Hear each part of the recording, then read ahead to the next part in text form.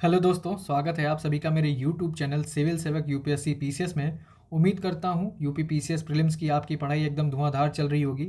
और आपकी पढ़ाई को और धुआं करने के लिए हम उत्तर प्रदेश स्पेशल कवर करने जा रहे हैं परीक्षा वाणी से। इसमें जो नया एडिशन आया है इसमें लगभग 312 पेज हैं और ये संक्षिप्त अध्ययन है।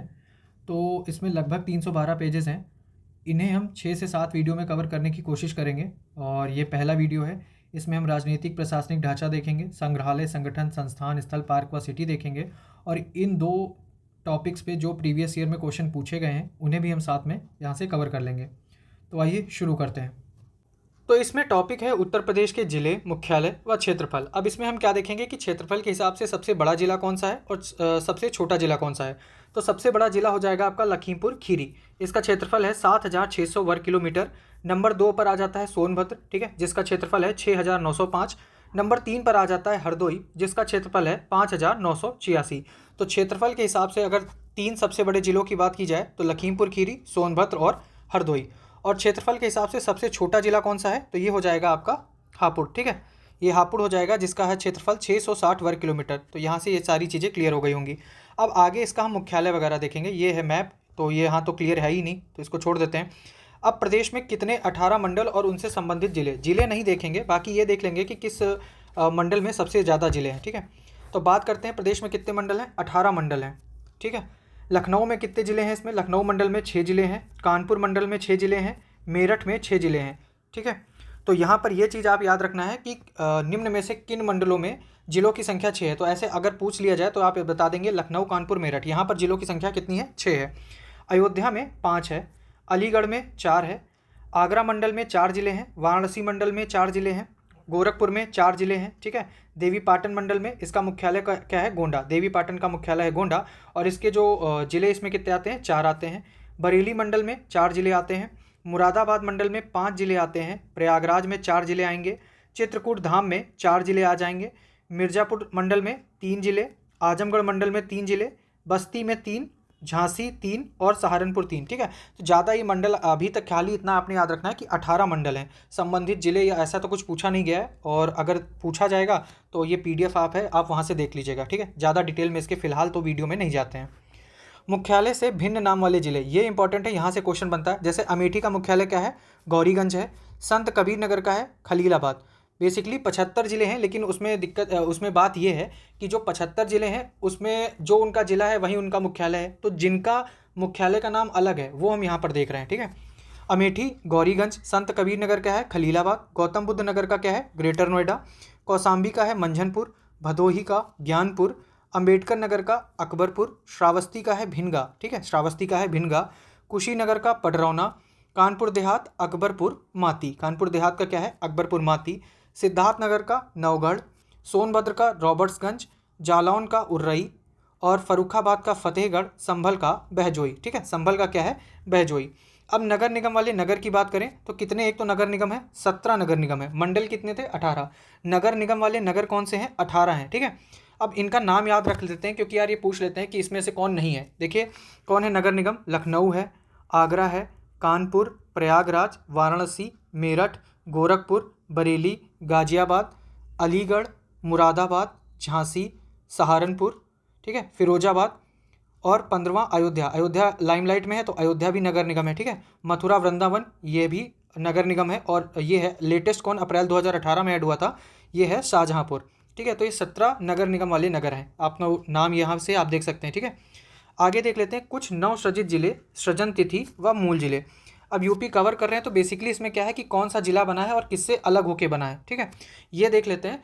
जो वनडे एग्जाम होते हैं वहाँ पर यूपी से रिलेटेड ये चीज़ फैक्ट जो है पूछ ली जाती है। तो आइए देख लेते हैं। जैसे महोबा हमीरपुर से अलग होकर बना, अम्बेडकर नगर अयोध्या से अलग होकर बना, कौशाम्बी बना प्रयागराज से, अमरोहा बना मुरादाबाद से, हाथरस अलीगढ़ व मथुरा से अलग होकर बना, चित्रकूट बांदा से अलग होकर बना, बलरामपुर गोंडा से, चंदौली वाराणसी से, श्रावस्ती बहराइच से, गौतम बुद्ध नगर गाजियाबाद व बुलंदशहर से, ठीक है, गौतम बुद्ध नगर गाजियाबाद व बुलंदशहर से, संत कबीर नगर बस्ती व सिद्धार्थनगर से अलग होकर बना, कन्नौज बना फर्रुखाबाद से अलग होकर, औरैया बना है इटावा से अलग होकर, काशगंज एटा से, संभल मुरादाबाद व बदायूं से अलग होकर बना है, ठीक है। हापुड़ बना है गाजियाबाद से अलग होकर, शामली बना है मुजफ्फरनगर से और अमेठी बना है रायबरेली व सुल्तानपुर से। ठीक है, यहाँ से अलग होकर बना है अमेठी।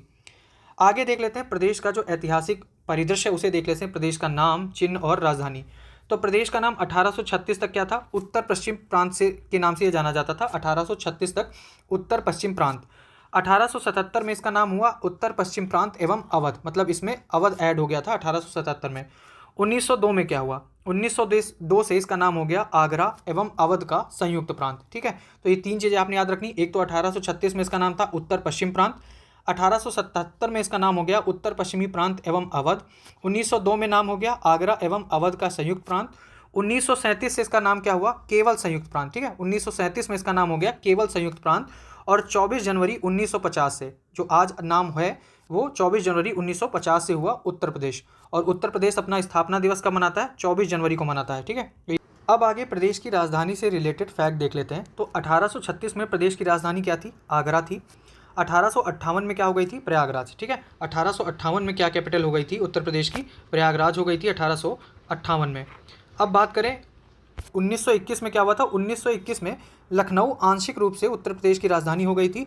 और 1935 से पूर्णतः जो राजधानी बनी है लखनऊ, ये 1935 से बनी है। ठीक है, ये आपने याद रखना है। उत्तर प्रदेश नाम से राज्य का गठन, जो अभी हमने ऊपर देखा था, 24 जनवरी 1950 को इसका गठन हुआ है। राज्य का पुनर्गठन कब हुआ था? 1 नवंबर 1956 को। 1 नवंबर 1956 को राज्य का पुनर्गठन हुआ था। ये डेट आपने याद रखनी है। ठीक है, राज्य का विभाजन 9 नवंबर 2000 को हुआ था, जब 13 जिलों को काटकर उत्तराखंड नया राज्य बना था। ठीक है, प्रथम राजकीय भाषा। तो प्रथम राजकीय भाषा अक्टूबर 1947 से देवनागरी लिपि में हिंदी, ये अक्टूबर 1947 से। ठीक है, प्रथम राजकीय भाषा सभी कार्यालयों में जो अनिवार्य रूप से लागू की गई वो 26 जनवरी 1968 से लागू हुआ है। ये प्रथम राजकीय भाषा की घोषणा हुई है अक्टूबर 1947 से कि देवनागरी लिपि में हिंदी, जबकि सभी कार्यालयों में जो अनिवार्य की गई है ये 26 जनवरी 1968 से प्रथम राजकीय भाषा अनिवार्य की गई सभी कार्यालयों में। द्वितीय राजकीय भाषा की बात करें तो 1989 से द्वितीय राजकीय भाषा क्या है? उर्दू। ठीक है, 1989 से ये लागू हुई द्वितीय राजकीय भाषा। राजकीय पशु क्या है? बारहसिंगा यहाँ का राजकीय पशु है। राजकीय पक्षी सारस अथवा क्रॉन्च। ठीक है, ये राजकीय पक्षी है। राजकीय मीन की बात करें तो चिताला है राजकीय मीन, और मीन मतलब मछली। राजकीय वृक्ष अशोक। ठीक है, राजकीय पुष्प पलाश या टेसू। 4 जनवरी 2011 से ये अपनाया गया है, ये आपने याद रखना है। अगर डेट पूछ ली जाए तो 4 जनवरी 2011 से राजकीय पुष्प अपनाया गया है, पलाश या टेसू। राजकीय खेल की बात करें तो हॉकी यहाँ का राजकीय खेल है। राजकीय चिन्ह में एक वृत्त में दो मछली हैं, एक तीर धनुष है, और यह चिन्ह 1938 में स्वीकृत हुआ था। जो राजकीय चिन्ह है ये 1938 में स्वीकृत हुआ था। राजकीय जलीय जीव, यह है गांगेय डॉल्फिन, जो अभी 2023 में राजकीय जलीय जीव घोषित की गई है। ठीक है, प्रदेश की शासनिक प्रशासनिक संरचना के बारे में देख लेते हैं। राष्ट्रीय राजधानी क्षेत्र यानी एनसीआर में सम्मिलित उत्तर प्रदेश के कितने जिले हैं? तो 8 जिले एनसीआर में सम्मिलित हैं। कौन कौन से? एक तो है मेरठ, गाजियाबाद, गौतम बुद्ध नगर। इसे ध्यान से देखिएगा, यहाँ से क्वेश्चन बनता है। 8 जिले हैं, मेरठ, गाजियाबाद, गौतम बुद्ध नगर, बुलंदशहर, हापुड़, बागपत, मुजफ्फरनगर व शामली। याद रखना है इसमें सहारनपुर नहीं आता है। ठीक है, सहारनपुर इसमें जो है नहीं आता है। अब एनसीआर में शामिल करने हैं तो प्रस्तावित जिले कौन से हैं? मथुरा, अलीगढ़, हाथरस व सहारनपुर। तो ये सहारनपुर अभी आता नहीं उसमें, ये प्रस्तावित है। ठीक है, कि ये एनसीआर में शामिल कर लिया जाए। तो 8 जिले एनसीआर में शामिल हैं, जबकि प्रस्तावित जिले कितने हैं? 4, मथुरा, अलीगढ़, हाथरस व सहारनपुर। अप्रवासी भारतीयों की समस्याओं हेतु राज्य में एनआरआई विभाग का गठन। तो एनआरआई विभाग का गठन कब हुआ है राज्य में? 18 जुलाई 2014 को। ये डेट आपने याद रखना है, सीधे सीधे डेट भी पूछते हैं। 18 जुलाई 2014 को एनआरआई विभाग का गठन हुआ था प्रदेश में। उत्तर प्रदेश एनआरआई दिवस मनाया कब जाता है? ये मनाया जाता है जनवरी में, प्रतिवर्ष इसे मनाते हैं। ठीक है, ये याद रखना है, प्रतिवर्ष इसे मनाते हैं उत्तर प्रदेश एनआरआई दिवस। प्रदेश में पुलिस कमिश्नर प्रणाली कितने जिलों में लागू है? ये क्वेश्चन इंपॉर्टेंट है। कितने जिलों में पुलिस कमिश्नर प्रणाली लागू है? तो कितने जिले हैं? एक तो लखनऊ, गौतम बुद्ध नगर, वाराणसी, कानपुर, गाजियाबाद, प्रयाग व आगरा, मतलब टोटल 7 जिलों में लागू है। ठीक है, कौन कौन से? लखनऊ, गौतम बुद्ध नगर, वाराणसी, कानपुर, गाजियाबाद, प्रयाग व आगरा। प्रदेश में मतदाताओं की कुल संख्या, मतदाताओं की संख्या तो नहीं पूछा जाएगा। राज्य विधानमंडल कैसा है? द्विसदनात्मक। ठीक है, ये तो आपने पता है, विधानसभा विधान परिषद दोनों है। राज्य विधानसभा का प्रथम गठन कब हुआ था? तो प्रथम गठन हुआ था जुलाई 1937 में, ये आपने याद रखना है। राज्य विधानसभा का प्रथम गठन हुआ था जुलाई 1937 में। 1967 तक विधानसभा सदस्यों की कुल संख्या कितनी थी? 431 थी। 1967 की बात हो रही है। उत्तराखंड बनने के पहले यानी नवंबर 2000 में जब उत्तराखंड बना है, ठीक है, तब विधानसभा सदस्यों की कुल संख्या कितनी थी? 425, और उसमें एक जो था वो मनोनीत था। वर्तमान में विधानसभा सदस्यों की कुल संख्या कितनी है? 403। अब अगर अंचल वाइज देख लेते हैं, जैसे पूर्वांचल, पश्चिमांचल, मध्यांचल व बुंदेलखंड में विधानसभा सीटें कितनी हैं, तो सबसे ज़्यादा किधर है? पूर्वांचल में है, और सबसे कम कहाँ है? ये बुंदेलखंड में। तो पूर्वांचल में सबसे ज़्यादा सीटें कितनी? विधानसभा 162 विधानसभा सीटें हैं पूर्वांचल में, पश्चिमांचल में 149 सीटें हैं, और मध्यांचल में 73 सीटें हैं, जबकि बुंदेलखंड में विधानसभा सीटें कितनी है? 19। ठीक है, तो ये आपने देख लिया कि पूर्वांचल में विधानसभा सीटें सबसे ज़्यादा हैं 162, और बुंदेलखंड में जो विधानसभा सीटें हैं वो सबसे कम है 19।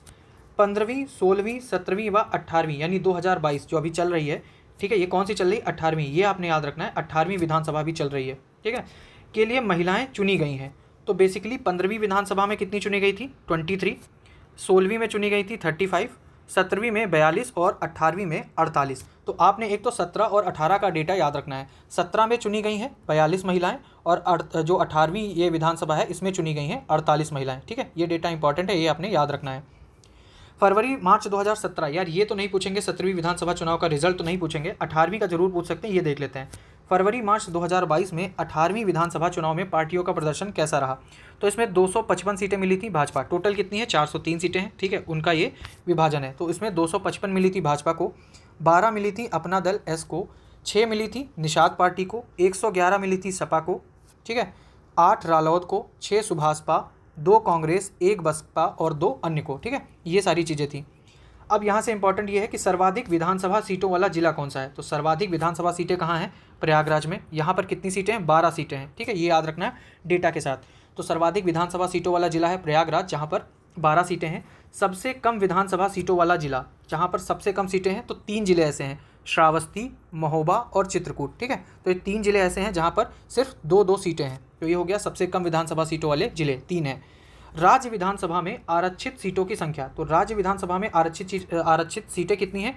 86 हैं, 86 आरक्षित सीटें हैं, जिसमें 84 जो हैं 84 एससी के लिए हैं और 2 एसटी के लिए हैं। 2022 का डेटा है, तो ये आपने याद रखना है। 86 सीटें आरक्षित हैं, ठीक है, जिसमें 84 किसके लिए हैं? एससी के लिए, और 2 सीटें जो हैं वो एसटी के लिए हैं।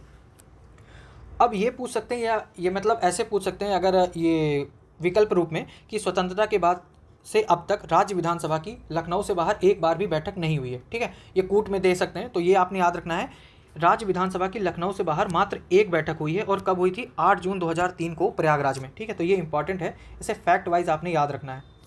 राज्य मंत्रिमंडल की पहली बार लखनऊ से बाहर बैठक कब हुई? 29 जनवरी 2019 कुंभनगर प्रयागराज में। ये मंत्रिमंडल की बात की जा रही है, ठीक है, और ये विधानसभा की बात थी यहाँ पर।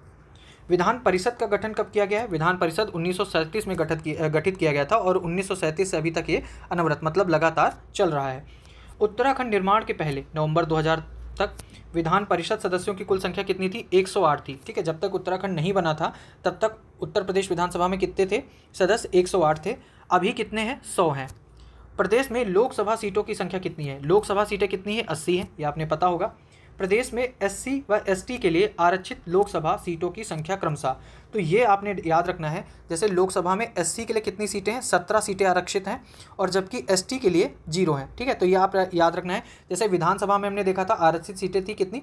86 थी, जिसमें 84 एससी के लिए थी और 2 एसटी के लिए थी। जबकि लोकसभा की बात की जाए तो इसमें 17 सीटें आरक्षित हैं एससी के लिए, और 0 सीटें किसके लिए हैं? एसटी के लिए। मतलब एसटी के लिए कोई भी लोकसभा में सीट आरक्षित नहीं है। मतदाताओं की दृष्टि से, मतदाताओं की संख्या की दृष्टि से सबसे बड़ा संसदीय क्षेत्र, तो सबसे बड़ा संसदीय क्षेत्र कौन सा है? गाजियाबाद, ठीक है।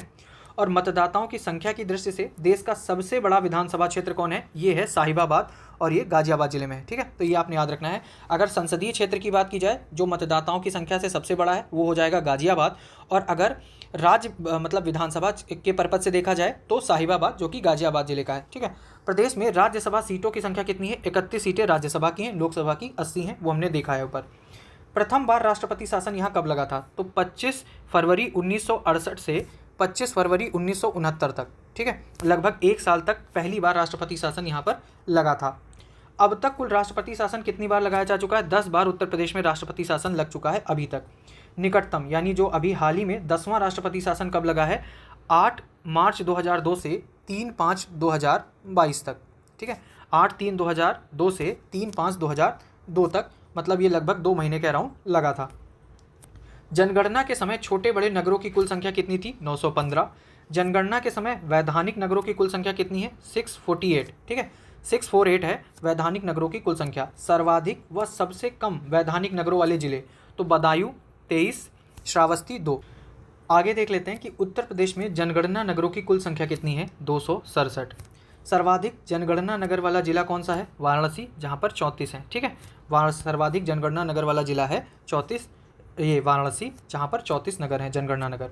राज्य में योजनाबद्ध नगर कितने हैं? 3 हैं। योजनाबद्ध नगर जो है वो 3 है। कौन सा? नोएडा, ग्रेटर नोएडा व न्यू कानपुर सिटी। तो ये तीनों नाम आपने याद रखना है, ये राज्य में योजनाबद्ध नगर हैं। विकास प्राधिकरण की बात करें तो 28 विकास प्राधिकरण है। कैंट बोर्ड तो 13 जो है वो कैंट बोर्ड हैं।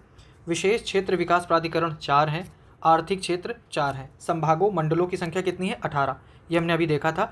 18वां जो है 18वां मंडल अलीगढ़, ये अप्रैल 2008 में सृजित हुआ था। सबसे बड़े संभाग, ये भी हमने देखा था, जिसमें 6 थे। ठीक है, सबसे बड़े संभाग कौन से यानी मंडल? तो ये है कानपुर, लखनऊ व मेरठ, जहाँ पर 6 जिले मिलते हैं। सबसे छोटे संभाग यानी सबसे छोटे मंडल की बात करें तो मिर्ज़ापुर, आजमगढ़, बस्ती, झांसी व सहारनपुर। तो इसमें कितने हैं? 5 हैं। जो सबसे बड़े संभाग हैं उसमें 3 हैं। ठीक है, 3 जो संभाग हैं जैसे कानपुर मंडल, लखनऊ मंडल व मेरठ मंडल, जिसमें 6 जिले हैं। जबकि सबसे छोटे संभाग हैं वो 5 मंडल हैं। कौन से? मिर्ज़ापुर, आजमगढ़, बस्ती, झांसी व सहारनपुर, जिनमें 3-3 जिले पाए जाते हैं। जिलों की संख्या कितनी है? 75 है। तहसील कितनी है? 351। तो ये 2023 का डेटा है। तहसीलों की संख्या है 351। नगर निकाय वाले कुल नगर, ठीक है, नगर निकाय वाले कुल नगर कितने हैं? 762। नगर निकाय निगम, नगर निकाय कितने हैं? 17। ठीक है, नगर निकाय पालिका परिषद यानी पालिका परिषद कितनी है? 200। नगर पंचायतें कितनी है? 545। ये डेटा आपने याद रखना है, ऐसे मैचिंग में दे सकते हैं। ठीक है, कि निगम, पालिका परिषद, नगर पंचायतें। जिला पंचायत कितनी है? तो जिला पंचायत है 75। जितने जिले उतनी जिला पंचायत। ब्लॉकों की बात करें तो ब्लॉक कितने हैं? 826 ब्लॉक हैं। क्षेत्र पंचायत 826 हैं। ग्राम पंचायतें कितनी है? 57,702। ये डेटा आपको मतलब आंसर राइटिंग में भी काम आ सकता है, लेकिन ये फिलहाल पीटी के लिए क्या करेंगे, इसको मैचिंग में पूछ सकते हैं। ठीक है, मैचिंग के लिए पूछ सकते हैं, तो इसे आपने याद रखना है ये डेटा। कुल ग्राम कितने हैं? 1,06,774। पंचायतों में महिलाओं को आरक्षण कितना है? कुल सीट का 1/3 यानी 33%। ये याद रखना है आपने। पंचायतों में महिलाओं को आरक्षण कितना है? कुल सीट का 1/3 यानी 33%।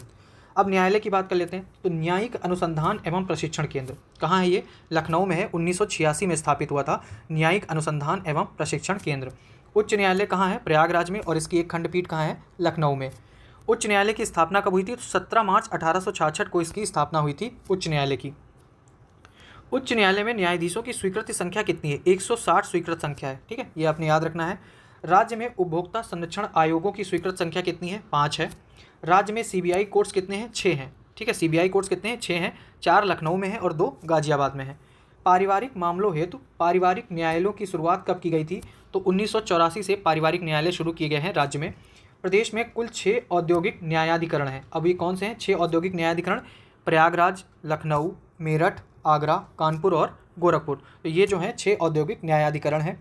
प्रदेश में कॉमर्शियल कोर्ट कितने हैं? ये 13 जिले हैं। प्रदेश में श्रम न्यायालय कितने हैं? 20 हैं। ठीक, अब कारागार के बारे में देख लेते हैं। थोड़ा बहुत देखेंगे इसमें कि प्रदेश में कुल कारागार संस्थाएं कितनी हैं? 75 हैं। संचालित जिला कारागारों की संख्या कितनी है? जिला कारागार हैं 62। प्रदेश में निर्माणाधीन कितने हैं? 3 हैं, प्रयाग, श्रावस्ती व संत कबीर नगर में। उप कारागार ये सब तो छोड़ देते हैं। केंद्रीय कारागार कितने हैं? केंद्रीय कारागार हैं 7। ठीक है, कहाँ कहाँ? बरेली में 2 हैं, आगरा, वाराणसी, फतेहगढ़, नैनी व इटावा में। प्रदेश में नारी बंदी निकेतन कितने हैं? 1 है नारी बंदी निकेतन, 1 है, और ये कहाँ है? लखनऊ में। संपूर्णानंद कारागार प्रशिक्षण संस्थान, तो संपूर्णानंद कारागार प्रशिक्षण संस्थान कहाँ है? लखनऊ में, और इसकी स्थापना कब हुई थी? 1940। ये भी डेटा याद रखना है, ये आरओ के लिए इंपॉर्टेंट हो जाएगा। ठीक है, ऐसे मैचिंग में पूछ सकते हैं। प्रदेश का एकमात्र महिला केंद्रीय कारागार कहाँ है? तो ये है बरेली में, और ये कब स्थापित हुआ है? हाल ही में। तो ये इंपॉर्टेंट है, 2020 में ही जल्दी में स्थापित हुआ है प्रदेश का एकमात्र महिला केंद्रीय कारागार। प्रदेश का पहला केंद्रीय कारागार कौन सा है? आगरा। ठीक है, 1844 में स्थापित हुआ था। प्रदेश में संचालित कुल साइबर क्राइम थाना हर जिले में है। ठीक है, 75 है। साइबर क्राइम थाना कितने हैं? 75। नियुक्तियां अब तक की बात करें तो स्वतंत्रता के बाद राज्य के प्रथम मुख्यमंत्री कौन थे? पंडित गोविंद बल्लभ पंत। ये स्वतंत्रता के बाद राज्य के प्रथम मुख्यमंत्री थे। प्रथम उप मुख्यमंत्री कौन थे? चौधरी नारायण सिंह यहाँ के प्रथम उप मुख्यमंत्री थे। राज्य एवं देश की प्रथम महिला मुख्यमंत्री, ठीक है, ये डेटा पूछा जाता है। ये कौन है? सुचेता कृपलानी, जो उत्तर प्रदेश एवं देश की प्रथम महिला मुख्यमंत्री थी। राज्य में अब तक कितनी महिला मुख्यमंत्री हुई हैं? तो अभी तक मात्र 2 महिला मुख्यमंत्री हुए हैं राज्य में, एक तो सुचेता कृपलानी, दूसरी सुश्री मायावती। वर्तमान मुख्यमंत्री कौन है? वर्तमान में है योगी आदित्यनाथ। ये स्वतंत्रता के बाद व्यक्ति के रूप में अगर देखा जाए तो इनका 21वां नंबर आता है, ठीक है, ये आपने याद रखना है। अगर स्वतंत्रता के बाद देखा जाए तो व्यक्ति के रूप में इनका 21वां नंबर आता है। लगातार सर्वाधिक समय तक पद पर रहने वाले सीएम कौन है? योगी आदित्यनाथ। सबसे कम उम्र के मुख्यमंत्री कौन बने हैं? सबसे कम उम्र के मुख्यमंत्री हैं अखिलेश यादव। स्वतंत्रता के बाद सर्वाधिक बार मुख्यमंत्री कौन बना है? सुश्री मायावती, 4 बार बनी है, ठीक है। तो ये आपने 3 डेटा एक तो याद रखने हैं। एक तो सर्वाधिक समय तक पद पर रहने वाले सीएम कौन बन गए हैं? योगी आदित्यनाथ। सबसे कम उम्र के मुख्यमंत्री कौन है? अखिलेश यादव। और स्वतंत्रता के बाद तक उत्तर प्रदेश में सर्वाधिक बार मुख्यमंत्री कौन बनी है? सुश्री मायावती, ये 4 बार बनी है।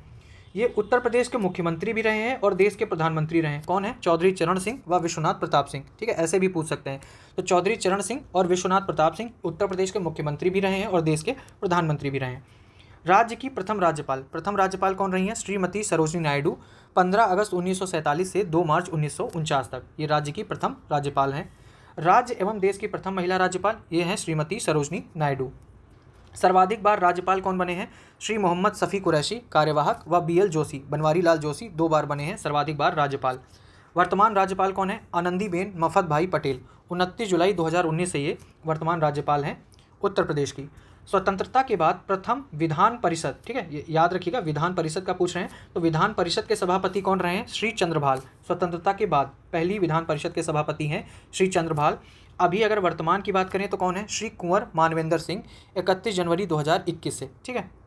स्वतंत्रता के बाद पहले विधानसभा अध्यक्ष कौन है? तो पहले विधानसभा अध्यक्ष की बात करें तो थे राजर्षि पुरुषोत्तम दास टंडन, ये नाम याद रखना है। पहले विधानसभा अध्यक्ष कौन थे? राजर्षि पुरुषोत्तम दास टंडन।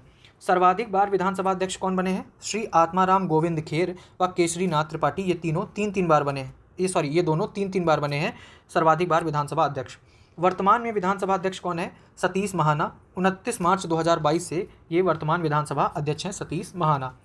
विधानसभा अध्यक्ष व मुख्यमंत्री पद को सुशोभित किया है, किसने किया है? श्रीपति मिश्र।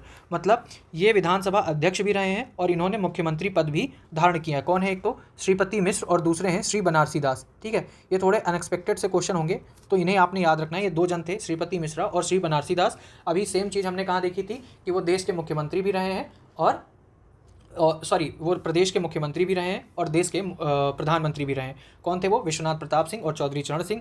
वही चीज़ यहाँ पे है कि इन्होंने ये विधानसभा अध्यक्ष रहे हैं और मुख्यमंत्री भी रहे हैं। कौन है? श्रीपति मिश्रा व श्री बनारसी दास। प्रथम मुख्य न्यायाधीश इलाहाबाद हाईकोर्ट के कौन है? न्यायमूर्ति श्री वाल्टर मोर्गन। ये पूछा जाता है, याद रखना है। इलाहाबाद हाईकोर्ट के प्रथम मुख्य न्यायाधीश कौन है? न्यायमूर्ति श्री वाल्टर मोर्गन, 1866 से 1871 तक। वर्तमान में इलाहाबाद हाईकोर्ट के मुख्य न्यायाधीश का नाम क्या है? न्यायमूर्ति अरुण भंसाली, 5 फरवरी 2024 से, ठीक है, लेटेस्ट हैं तो ये आपको याद रखना है। पहले लोकायुक्त कौन है यहाँ के? तो पहले लोकायुक्त हैं विश्वंभर दयाल। विश्वंभर दयाल हैं पहले लोकायुक्त। 14 सितंबर 1977 से 13 सितंबर 1982 तक इनका कार्यकाल रहा है। वर्तमान में कौन से नंबर के हैं? 7वें लोकायुक्त हैं, ठीक है। इनका कार्यकाल कितना है? 8 वर्ष का है। न्यायमूर्ति श्री संजय मिश्रा, 31 जनवरी 2016। तो इस हिसाब से तो इनका कार्यकाल पूरा हो जाना चाहिए, ठीक है। तो वर्तमान 7वें लोकायुक्त हैं न्यायमूर्ति श्री संजय मिश्रा और पहले थे विश्वंभर दयाल।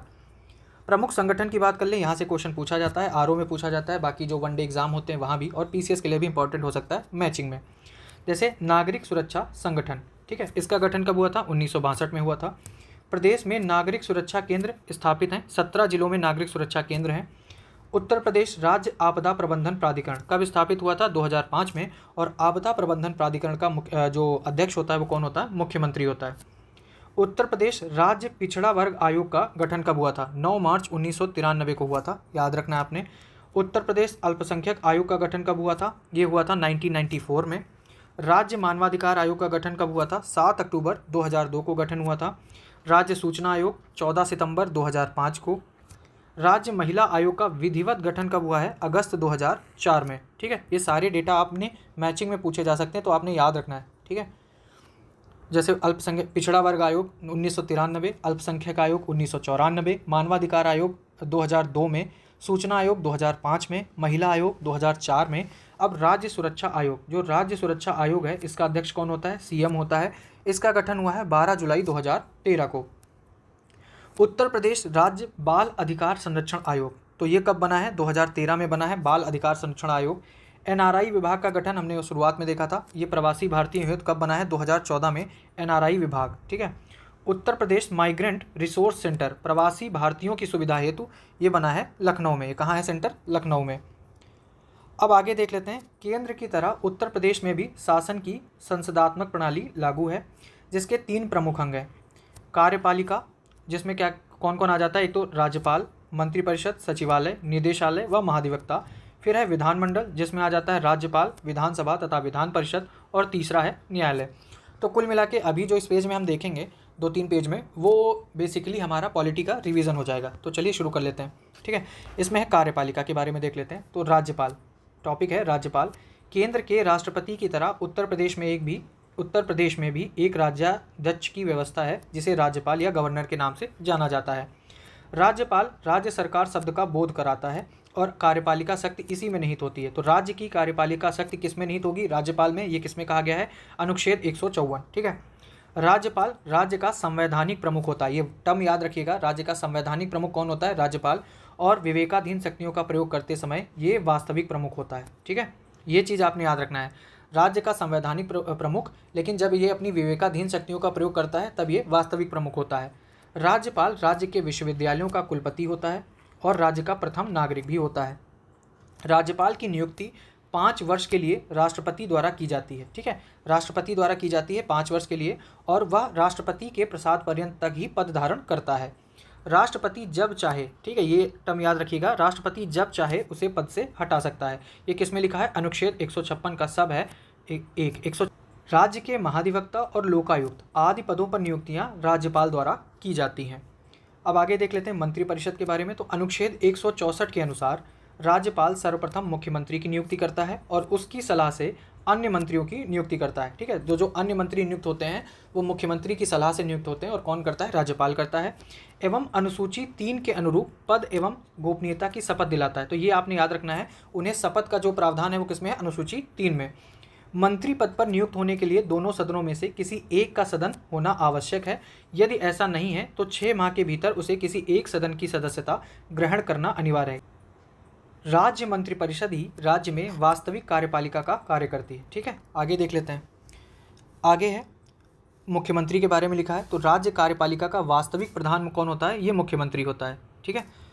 वह राज्य शासन का कप्तान है। उसके कार्यों एवं दायित्वों की दृष्टि से उसे प्रधानमंत्री का लघु रूप भी कहा जा सकता है। अब सचिवालय की बात करेंगे तो राज्य की वास्तविक कार्यपालिका यानी मंत्रिपरिषद के सदस्य जनप्रतिनिधि होते हैं। आवश्यक प्रशासनिक सहायता परामर्श के लिए मुख्य सचिव के नेतृत्व में एक विशुद्ध प्रशासनिक निकाय का गठन किया गया है, जिसे राज्य सचिवालय कहा जाता है। राज्य सचिवालय के प्रशासनिक अध्यक्ष को क्या कहते हैं? मुख्य सचिव कहते हैं। और प्रत्येक विभागों के सचिव को क्या कहते हैं? शासन सचिव कहा जाता है। अब मुख्य सचिव की बात कर लेते हैं। तो ये राज्य प्रशासन में मुख्य सचिव का पद प्रशासनिक पद सोपान में सर्वाधिक महत्वपूर्ण होता है। वह राज्य कैडर में आईएएस का वरिष्ठतम अधिकारी होता है और राज्य प्रशासन की धुरी भी होता है, ठीक है। तो ये सारी चीज़ें थी।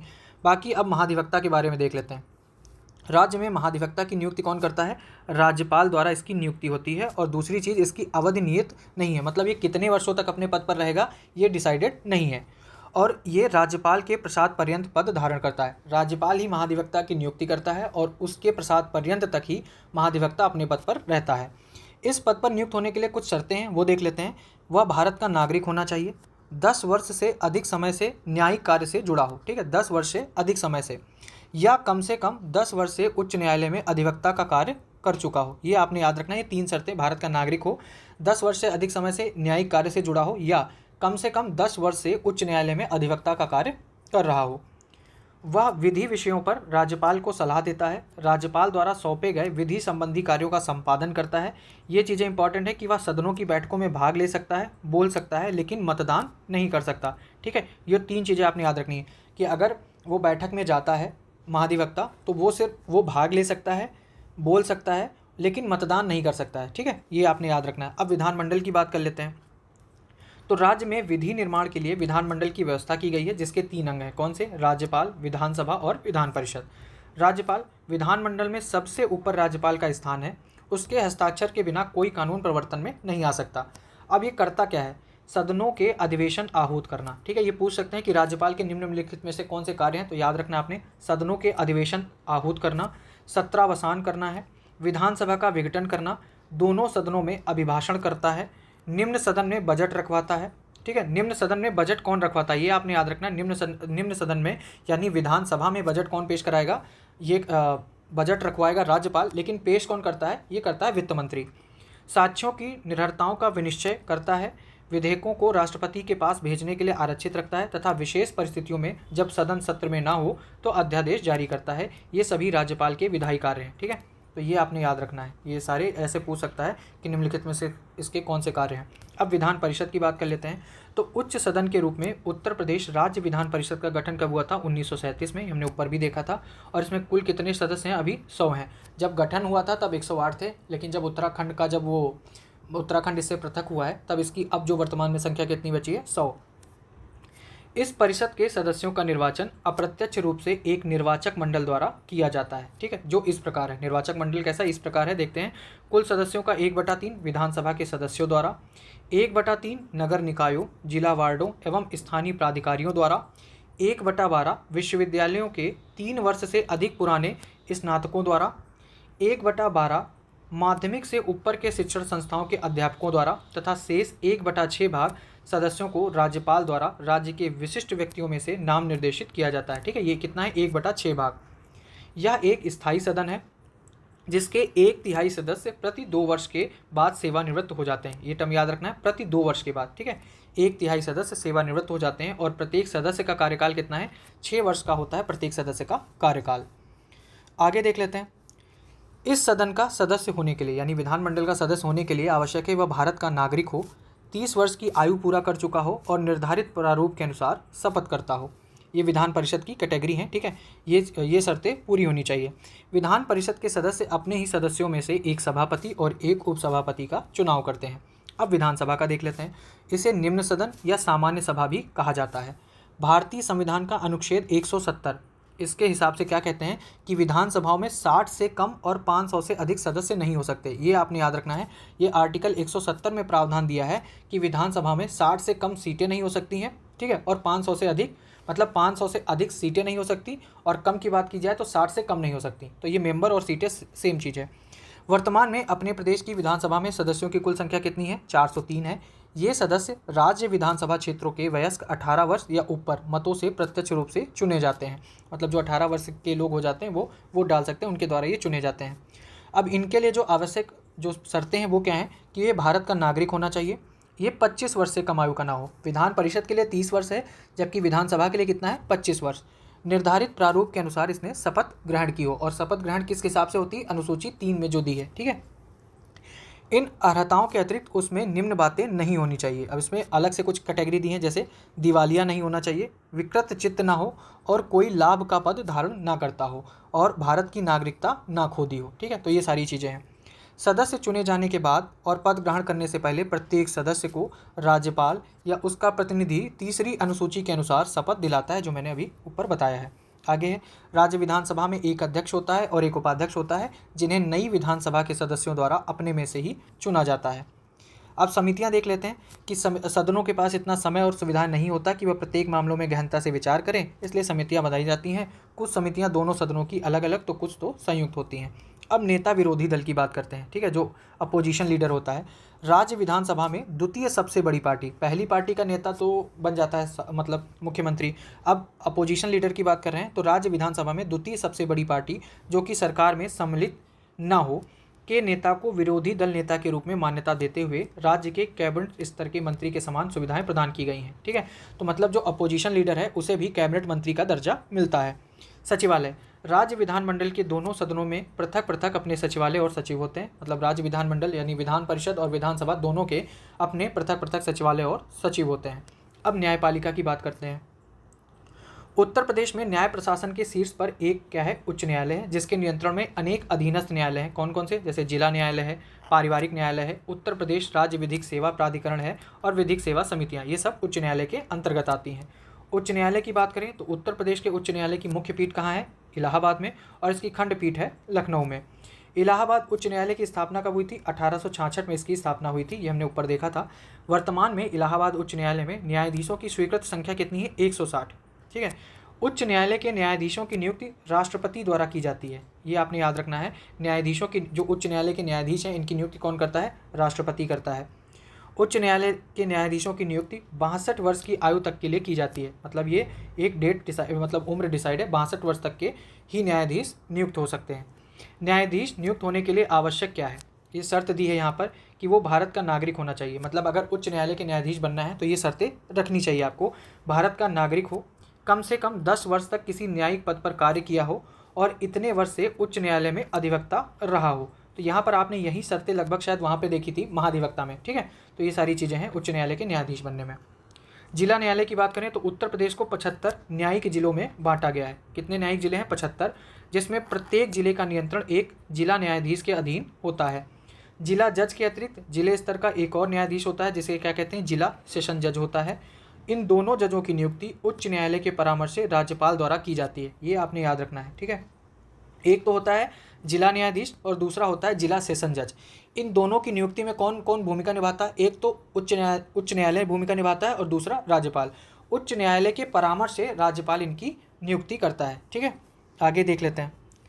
आगे है जिला एवं सेशन जज के नीचे के अधीनस्थ न्यायिक सेवा को अगर देखें तो उत्तर प्रदेश सिविल न्यायिक सेवा यानी PCSJ और उत्तर प्रदेश उच्चतर न्यायिक सेवा में विभक्त किया गया है और इनकी नियुक्ति राज्यपाल द्वारा उच्च न्यायालय एवं लोक सेवा आयोग के परामर्श से की जाती है। ठीक है, तो ये चीज़ें यहाँ पर हैं। सामान्यतः ऐसी नियुक्तियाँ प्रतियोगी परीक्षा के आधार पर की जाती हैं। राजस्व परिषद की बात करें तो राजस्व संबंधी मामलों के अपील एवं सुनवाई के लिए प्रदेश में सबसे शीर्ष न्यायालय है राजस्व परिषद, और ये कहाँ है? बोर्ड ऑफ रेवेन्यू कहाँ है? प्रयागराज में। ठीक है, अब पारिवारिक न्यायालय देख लेते हैं। तो पारिवारिक न्यायालय अधिनियम 1984 के अंतर्गत प्रदेश के समस्त मंडलीय मुख्यालयों में, ठीक है, 18 मंडल हैं, तो मंडलीय मुख्यालयों में एक एक पारिवारिक न्यायालयों की स्थापना की गई है। तो ये आपने याद रखना है, जिला में नहीं, मंडलीय मुख्यालयों में एक एक पारिवारिक न्यायालयों की स्थापना की गई है। परंतु वादों की संख्या के आधार पर लखनऊ एवं कानपुर नगर में 2-2 पारिवारिक न्यायालय हैं। तो ये पूछ सकते हैं कि निम्न में से कहाँ पर 2-2 पारिवारिक न्यायालय हैं? तो ये लखनऊ और कानपुर नगर में 2-2 पारिवारिक न्यायालय हैं। लोक अदालत देख लेते हैं। संविधान का 42वां संशोधन द्वारा नीति निर्देशक तत्वों में एक नया अनुच्छेद आ जाता है 39A या 39 का। इसके तहत समाज के कमजोर वर्गों के लिए निःशुल्क विधिक सहायता, नालसा आपने सुना होगा, ठीक है, तो नालसा है, और स्टेट के लिए क्या हो जाता है? ये सालसा हो जाता है। तो सालसा आ जाता है 42वें संविधान संशोधन के तहत आर्टिकल 39A। इसी धारा के तहत प्रदेश सरकार द्वारा 1987 में विधिक सेवा प्राधिकरण अधिनियम 1987 पारित किया गया। इस अधिनियम के परिप्रेक्ष्य में राज्य स्तर पर उत्तर प्रदेश राज्य विधिक सेवा प्राधिकरण, जिला स्तर पर जिला विधिक सेवा प्राधिकरण और तहसील स्तर पर तहसील विधिक सेवा प्राधिकरण, और ये किससे आए हैं? तीनों आए हैं विधिक सेवा प्राधिकरण अधिनियम 1987 के थ्रू। ये प्राधिकरण लोक अदालतों के माध्यम से न्यायालय में एवं न्यायालय से बाहर लंबित समस्त प्रकार के विवादों को समाप्त करने, विधिक अधिकारों के प्रति जन जागरण तथा समाज के निर्बल वर्गों को निःशुल्क विधिक सेवा उपलब्ध कराने की दिशा में प्रयासरत हैं। अब पंचायती राज प्रणाली देख लेते हैं। स्वतंत्रता के बाद उत्तर प्रदेश में पंचायतों के लिए उत्तर प्रदेश पंचायती राज अधिनियम 1947 पास किया गया। कब किया गया? स्वतंत्रता के बाद, और 15 अगस्त 1947 से पंचायतों की स्थापना शुरू हो गई। 1955 में पंचायतों के दूसरे चुनाव के बाद पंचायत अदालतों का नाम क्या कर दिया गया? न्याय पंचायत। 1961-62 में उत्तर प्रदेश क्षेत्र समिति एवं जिला परिषद अधिनियम 1961 पारित कर त्रिस्तरीय, ठीक है, त्रिस्तरीय यानी ग्राम पंचायत, क्षेत्र पंचायत और जिला परिषद प्रणाली लागू की गई। और ये जो त्रिस्तरीय प्रणाली लागू की गई है, किसकी सिफारिश पर लागू की गई है? बलवंत राय मेहता। ये आपने याद रखना है। जैसे 2023 का जो था शायद PCS का, उसमें पूछा था द्विस्तरीय, तो वो उसमें वो आ जाते हैं अशोक मेहता, ठीक है। तो बलवंत राय मेहता ने त्रिस्तरीय प्रणाली लागू की, ये सिफारिश की थी। 1992 में केंद्र सरकार द्वारा पंचायतों में एकरूपता लाने के लिए, ये आपने पढ़ा होगा, संविधान में 73वां संविधान संशोधन किया था, और जिसके तहत संविधान में कौन सा अध्याय जोड़ा गया? अध्याय 9, यानी 73वें संविधान संशोधन से अध्याय 9 जोड़ा गया और अनुच्छेद 243 ए और 243A से 243O तक विभिन्न व्यवस्थाएं की गई हैं। 73वां संविधान संशोधन के अनुक्रम में उत्तर प्रदेश पंचायत विधि संशोधन विधेयक 1994 पारित किया गया, जो 22 अप्रैल 1994 से प्रदेश में प्रवृत्त हुआ, जिसमें संयुक्त प्रांत पंचायत राज अधिनियम 1947, उत्तर प्रदेश क्षेत्र समिति तथा जिला परिषद अधिनियम 1961 में संशोधन कर राज्य में तीनों स्तर की पंचायतों में एकरूपता लाने का प्रयास किया गया और साथ ही साथ पंचायतों के संगठन, संरचना, SC, ST, BC एवं महिला आरक्षण, निश्चित कार्यकाल, निर्वाचन एवं वित्त आयोग की स्थापना, जो इन सब में आर्टिकल 243A से 243O तक दिया हुआ है। ठीक है, ये सारी दी गई। अब इसमें क्या आ जाता है, पहले देख लेते हैं जिला पंचायत। ठीक है, तो त्रिस्तरीय व्यवस्था में जो सबसे ऊपर होता है कौन होता है, जिला पंचायत। जिनके अध्यक्ष कौन होते हैं, जिनके अध्यक्ष एवं उपाध्यक्ष का चुनाव जिला पंचायत के सदस्यों द्वारा किया जाता है, ये आपने याद रखना है। ठीक है, अध्यक्ष एवं उपाध्यक्ष का चुनाव जिला पंचायत के सदस्यों द्वारा किया जाता है। और अगला इंपॉर्टेंट फैक्ट ये है कि इनके विरुद्ध अविश्वास प्रस्ताव चुने जाने से 1 वर्ष के भीतर नहीं लाया जा सकता। मान लीजिए ये 2024 में चुने गए हैं, ठीक है, सितंबर में, तो 2025 सितंबर 2025 तक इनके विरुद्ध कोई अविश्वास प्रस्ताव लाया नहीं जाएगा। जिला पंचायत के सदस्यों का चुनाव क्षेत्र की वयस्क जनता द्वारा किया जाता है। अब जिला पंचायत के सदस्य चुनते हैं अध्यक्ष और उपाध्यक्ष को, और जिला पंचायत के सदस्य कौन चुनता है, क्षेत्र की वयस्क जनता जो 18 साल से ऊपर की है। ठीक है, तो ये सारी चीज़ें हो गई।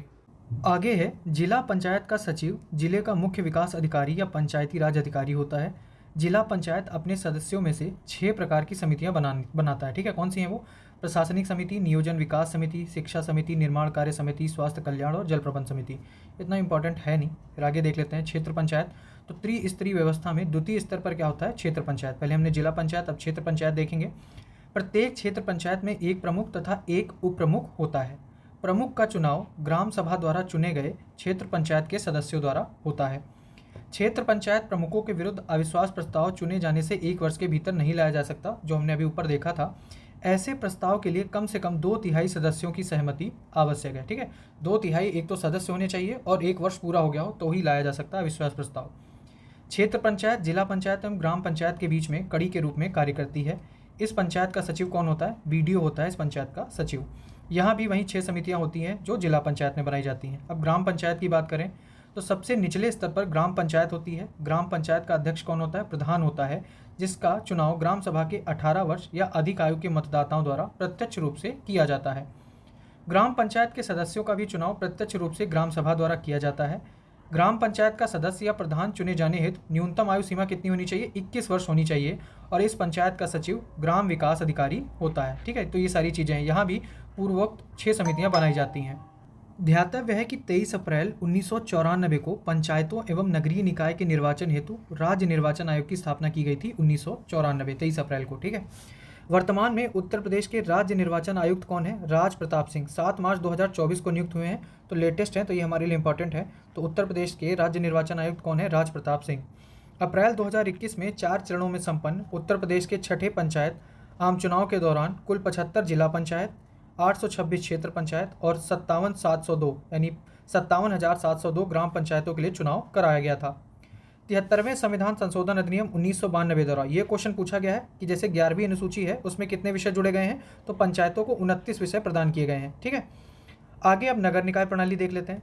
तो उत्तर प्रदेश में नगर स्वायत्त शासन की शुरुआत कब हुई है, 1916 में हुई है, जब नगरों के लिए राज्य विधानमंडल द्वारा संयुक्त प्रांत टाउन एरिया अधिनियम 1916 और संयुक्त प्रांत नगर पालिका अधिनियम 1916 पारित किए गए थे। प्रायः सभी नगरों में नगर निगमें होती हैं, नगर पालिका परिषद, नगर क्षेत्र समितियां तथा अधिसूचित क्षेत्र समितियां स्थापित की गई हैं।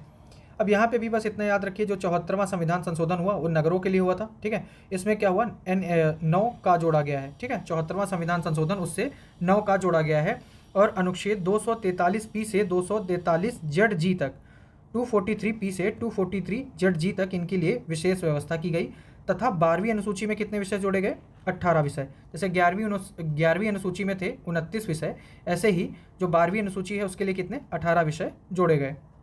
अब ये भी 3 भागों में विभक्त है, लेकिन वर्तमान में ये 4 प्रकार के हैं।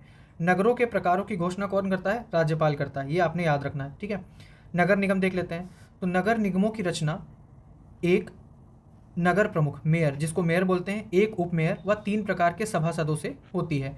नगर प्रमुख यानी मेयर नगर की वयस्क जनता द्वारा प्रत्यक्ष रूप से चुना जाता है। इसकी सहायता के लिए उप नगर प्रमुख होता है, जो 1 वर्ष के लिए सभासदों द्वारा चुना जाता है। कितने, 1 वर्ष के लिए चुना जाता है।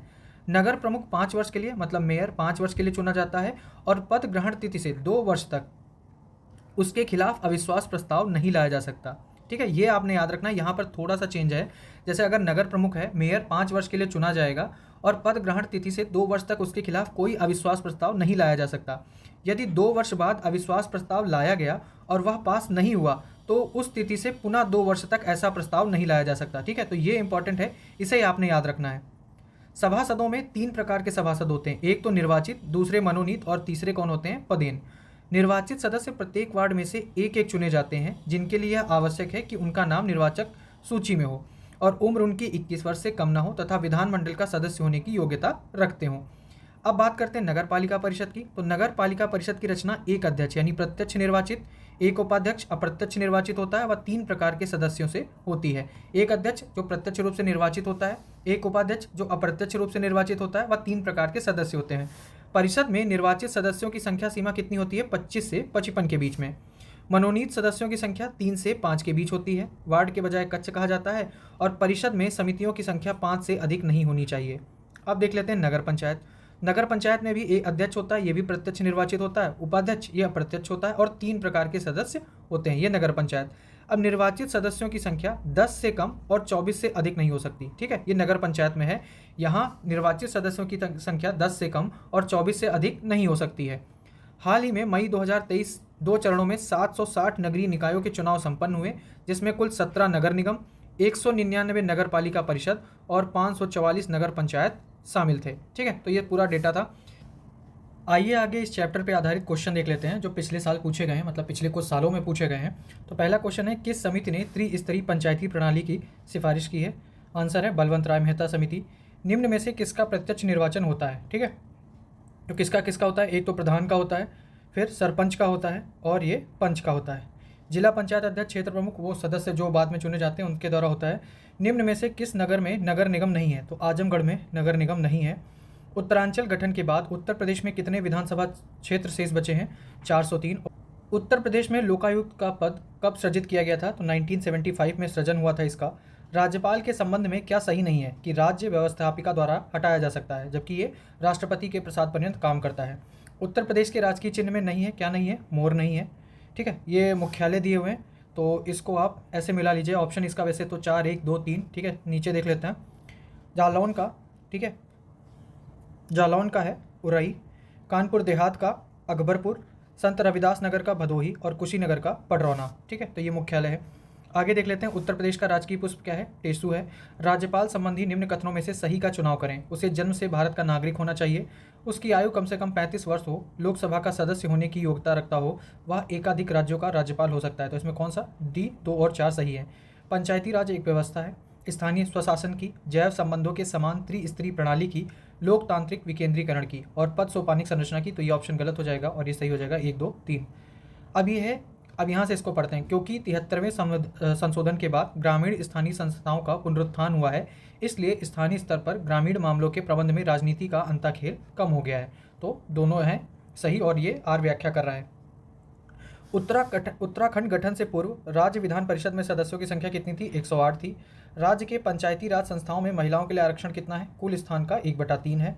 उत्तर प्रदेश में किसी नगर का मेयर होता है? तो ये ऑप्शन दिए हैं। नगर का प्रथम नागरिक होता है, नगर निगम का पदेन सदस्य होता है, कार्यकारिणी समिति का पदेन सभापति होता है और कार्यपालक मशीनरी का पूर्ण नियंत्रण करता है। ठीक है, तो ये बी होगा, चौथा ऑप्शन गलत है। उत्तर प्रदेश का राजकीय पक्षी क्या है? सारस है। मुख्य मेट्रोपॉलिटन मजिस्ट्रेट है कहाँ? लखनऊ, प्रयागराज, आगरा, कानपुर। तो ये कानपुर में है मुख्य मेट्रोपॉलिटन मजिस्ट्रेट। पंचायत चुनाव लड़ने हैं तो एक व्यक्ति की न्यूनतम आयु कितनी होनी चाहिए? 21 वर्ष होनी चाहिए। प्रदेश के नगरों में मेयर का निर्वाचन होता है सीधे नगर के निर्वाचकों द्वारा। ठीक है, तो मेयर का चुनाव कैसे होता है? सीधे नगर के निर्वाचकों द्वारा। राज्य की 17वीं विधानसभा 2017 के हिसाब से महिलाएं कितनी हुई थी? 42। और अगर अभी जो 18वीं चल रही है इसके हिसाब से कितनी है महिलाएं? 48। ठीक है, आगे देख लेते हैं। कौन उत्तर प्रदेश के मुख्यमंत्री नहीं रहे हैं? तो नित्यानंद स्वामी नहीं रहे हैं, ये उत्तराखंड के हैं। फिर है कौन सा एक सही नहीं है? तो नगरों को एक नियम की हैसियत राजनीतिक कारणों पर दी जाती है, बाकी ऊपर सब सही है, आप पीडीएफ में देख लेना। अब तक उत्तर प्रदेश में कितनी महिलाएं मुख्यमंत्री रही हैं? तो 2 रही हैं, एक तो सुचेता कृपलानी और दूसरी है सुश्री मायावती। गौतम बुद्ध नगर जिले का मुख्यालय कहाँ है? ग्रेटर नोएडा में है। यूपी विधानसभा के प्रथम अध्यक्ष कौन थे? तो ये थे पुरुषोत्तम दास टंडन। नाम याद रखना है, विधानसभा के प्रथम अध्यक्ष कौन थे? पुरुषोत्तम दास टंडन। उत्तर प्रदेश दिवस किस तिथि को मनाया जाता है? तो 24 जनवरी को उत्तर प्रदेश दिवस मनाया जाता है। यूपी पीसीएस 2022 का ही क्वेश्चन है। पंचायतों के समस्त चुनाव का संचालन करता है, ठीक है, ये 2023 का क्वेश्चन है। तो ये कौन करता है? राज्य निर्वाचन आयोग पंचायतों के समस्त चुनाव का संचालन करता है। तो ये थे पहले चैप्टर के आधार पर जो भी पिछले कुछ वर्षों में क्वेश्चन पूछे गए हैं उन्हें हमने कवर कर लिया है विभिन्न परीक्षाओं में। अब देख लेते हैं अध्याय 2, संग्रहालय है इसमें, संगठन, संस्थान, स्थल, पार्क व सिटी। तो अब केंद्रीय संस्थान व संगठन देख लेते हैं। शुरू करने से पहले एक बात बता देता हूँ कि मतलब इसमें बहुत सारे संगठन होंगे, तो कुछ को मैं कवर कर रहा हूँ जो हमारे लिए इंपॉर्टेंट है, बाकी उनके लिए पीडीएफ है। अगर आपको लगता है कि वो आपके लिए इंपॉर्टेंट है तो फिर आप वहाँ से उस पीडीएफ से आप अलग से याद कर सकते हैं। बाकी जो मुझे लगा है मैंने वहाँ पे उनको हाईलाइट कर लिया है और उन्हें कवर करने वाले, ठीक है। तो देख लेते हैं। पहला है सेंट्रल ड्रग रिसर्च इंस्टीट्यूट, ये कहाँ है? लखनऊ में। Central Institute of medicine and aromatic plants, ये कहाँ है? लखनऊ में। पशु जैविक औषधि संस्थान, ये कहाँ है? लखनऊ में। पशु जैविक औषधि संस्थान लखनऊ में। आयुर्वेदिक रिसर्च सेंटर लखनऊ में। Indian Institute of Sugar Cane Research, ठीक है, गन्ना का रिसर्च करना है, Institute of Sugar Cane Research, ये कहाँ है? लखनऊ में। केंद्रीय उपोष्ण बागवानी संस्थान, पूर्व नाम इसका क्या था? Central mango research institute. तो केंद्रीय उपोष्ण बागवानी संस्थान कहाँ है? लखनऊ में है। National bureau of fish genetic resources, ये कहाँ है? ये लखनऊ में है। नेशनल बॉटेनिकल रिसर्च इंस्टीट्यूट, ये लखनऊ में है। नेशनल बॉटेनिकल गार्डन, ये लखनऊ में है। सेंट्रल इंस्टीट्यूट फॉर सब ट्रॉपिकल हॉर्टिकल्चर, ठीक है, ये इंपॉर्टेंट है। सेंट्रल इंस्टीट्यूट फॉर सब ट्रॉपिकल हॉर्टिकल्चर, ये कहाँ है? लखनऊ में। Indian technological research centre, Indian technological research centre कहाँ है? लखनऊ में। इंडस्ट्रियल टॉक्सिलॉजिकल्स यानी विश्व विज्ञान रिसर्च सेंटर कहाँ है? लखनऊ में। सुदूर संवेदन उपयोग केंद्र RSAC, सुदूर संवेदन उपयोग केंद्र कहाँ है? लखनऊ में। National Institute of social studies, ये पूछा गया है पिछले कुछ मतलब किसी पेपर में पूछा गया है। तो national Institute of social studies कहाँ है? लखनऊ में है। Birbal Sahni institute of palaeobotany, ये लखनऊ में है। भारतीय प्रबंधन संस्थान IIM, ये कहाँ है? लखनऊ में। रेलवे का research designs and standard organisation, Lucknow में। रीजनल इंस्टीट्यूट ऑफ ऑफ्थल्मोलॉजी, ठीक है, रीजनल इंस्टीट्यूट ऑफ ऑफ्थल्मोलॉजी, ये कहाँ है? सीतापुर में। याद रखना है आपने, रीजनल इंस्टीट्यूट ऑफ ऑफ्थल्मोलॉजी। केंद्रीय पशु प्रजनन फार्म, केंद्रीय पशु प्रजनन फार्म कहाँ है? अंदेश नगर। पहले तो याद रखना अंदेश नगर और फिर जिला कहाँ है? लखीमपुर खीरी। केंद्रीय पशु प्रजनन फार्म। Central Grassland and Fodder Research Institute, इसको और क्या बोलते हैं? चारागाह एवं चारा अनुसंधान, ये कहाँ है? झांसी में। चारागाह एवं चारा अनुसंधान पूछा भी जाता है काफ़ी, ठीक है, ये इंपॉर्टेंट है। चारागाह एवं चारा अनुसंधान झांसी में। इंडियन वेटेनरी रिसर्च इंस्टीट्यूट यानी पशु चिकित्सा अनुसंधान संस्थान, ये कहाँ है? इज्जत नगर बरेली में, ठीक है, पशु चिकित्सा अनुसंधान संस्थान। National research centre for meet, ये कहाँ है? इज्जत नगर बरेली में। सेंट्रल एवियन पक्षी रिसर्च इंस्टीट्यूट, ये इज्जत नगर। तो जितने बेसिकली पशु वाला तो है, पशु वाला भी था इज्जत नगर में, और जो पक्षी वाला है ये भी इज्जत नगर में, और जो मीट है, ठीक है, ये भी कहाँ है? इज्जत नगर में। केंद्रीय बकरी, ठीक है, बकरी अनुसंधान संस्थान कहाँ है? मखदूम मथुरा में। बकरी किधर है? मखदूम मथुरा में। सेंट्रल पोटैटो रिसर्च स्टेशन, ये कहाँ है? मोदीपुरम मेरठ में। Central potato research station Modipuram Meerut. Indian Institute of space science and technology, ये कहाँ है? मेरठ में। Indian Institute of space science and technology Meerut में। इंदिरा गांधी राष्ट्रीय उड़ान अकादमी फुर्सतगंज अमेठी में। राजीव गांधी राष्ट्रीय विमानन विश्वविद्यालय, ये कहाँ है? फुर्सतगंज अमेठी में। Rajiv Gandhi institute of technology, ये कहाँ है? रायबरेली में। फिर आगे देख लेते हैं National Institute of Fashion Technology, NIFT कहाँ है? रायबरेली में। और अभी जो प्रस्तावित है वो कहाँ है? वाराणसी में। राजीव गांधी पेट्रोलियम इंस्टीट्यूट, ये है जायस अमेठी में। Rajiv Gandhi Petroleum Institute. फिर आगे देख लेते हैं Central Institute of Hotel Management, ये निर्माणाधीन है अभी, और कहाँ होगा इसका उद्घाटन? जगदीशपुर, और ये कहाँ है? अमेठी में। Indian Institute of sugar technology, ठीक है, शुगर टेक्नोलॉजी, अब ये है कानपुर में। अगर अभी ऊपर हमने क्या देखा था? शुगर केन वाला, ये लखनऊ में हमने कहीं देखा था, ये शुगर केन रिसर्च, ठीक है, ये लखनऊ में है। अब अगर शुगर टेक्नोलॉजी की बात करें तो ये कहाँ है? कानपुर में। देश में चीनी का पहला सेंटर ऑफ एक्सीलेंस कहाँ स्थापित होगा? ये इंपॉर्टेंट है। देश में चीनी का पहला सेंटर ऑफ एक्सीलेंस कहाँ स्थापित होगा? राष्ट्रीय शर्करा संस्थान कानपुर में। तो राष्ट्रीय शर्करा संस्थान कहाँ है? कानपुर में, और यहीं पर चीनी का पहला सेंटर ऑफ एक्सीलेंस स्थापित होगा। Indian Institute of pulses research यानी दलहन अनुसंधान संस्थान कहाँ है? दलहन अनुसंधान संस्थान है कल्याणपुर, कानपुर में। सेंट्रल टेक्सटाइल इंस्टीट्यूट, अब इसका नाम क्या हो गया है? उत्तर प्रदेश टेक्सटाइल टेक्नोलॉजी, ये कहाँ है? कानपुर में। उत्तर प्रदेश टेक्सटाइल टेक्नोलॉजी कानपुर में। भारतीय चमड़ा रंगाई एवं जूता संस्थान, ये भी कानपुर में है। Indian Institute of technology IIT Kanpur, ये तो आपको पता ही होगा। केंद्रीय चर्म अनुसंधान संस्थान, ठीक है, केंद्रीय चर्म अनुसंधान संस्थान चेन्नई की ये इकाई है और ये कहाँ है? कानपुर में। Northern India textile research association NITRA, NITRA कहाँ है? गाजियाबाद में है। खाद्य अनुसंधान एवं मानकीकरण प्रयोगशाला, अब इसका नाम क्या है? राष्ट्रीय खाद्य प्रयोगशाला, ये कहाँ है? गाजियाबाद में। National Bio Fertiliser Development Centre, ये गाजियाबाद में।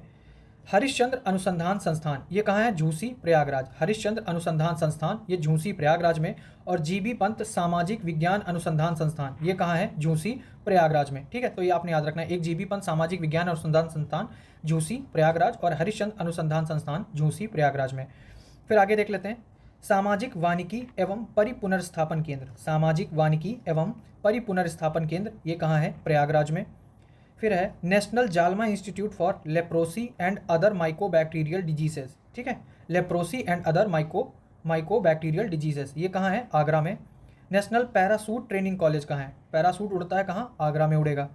National centre for agro forestry, agro forestry कहाँ है? झांसी में।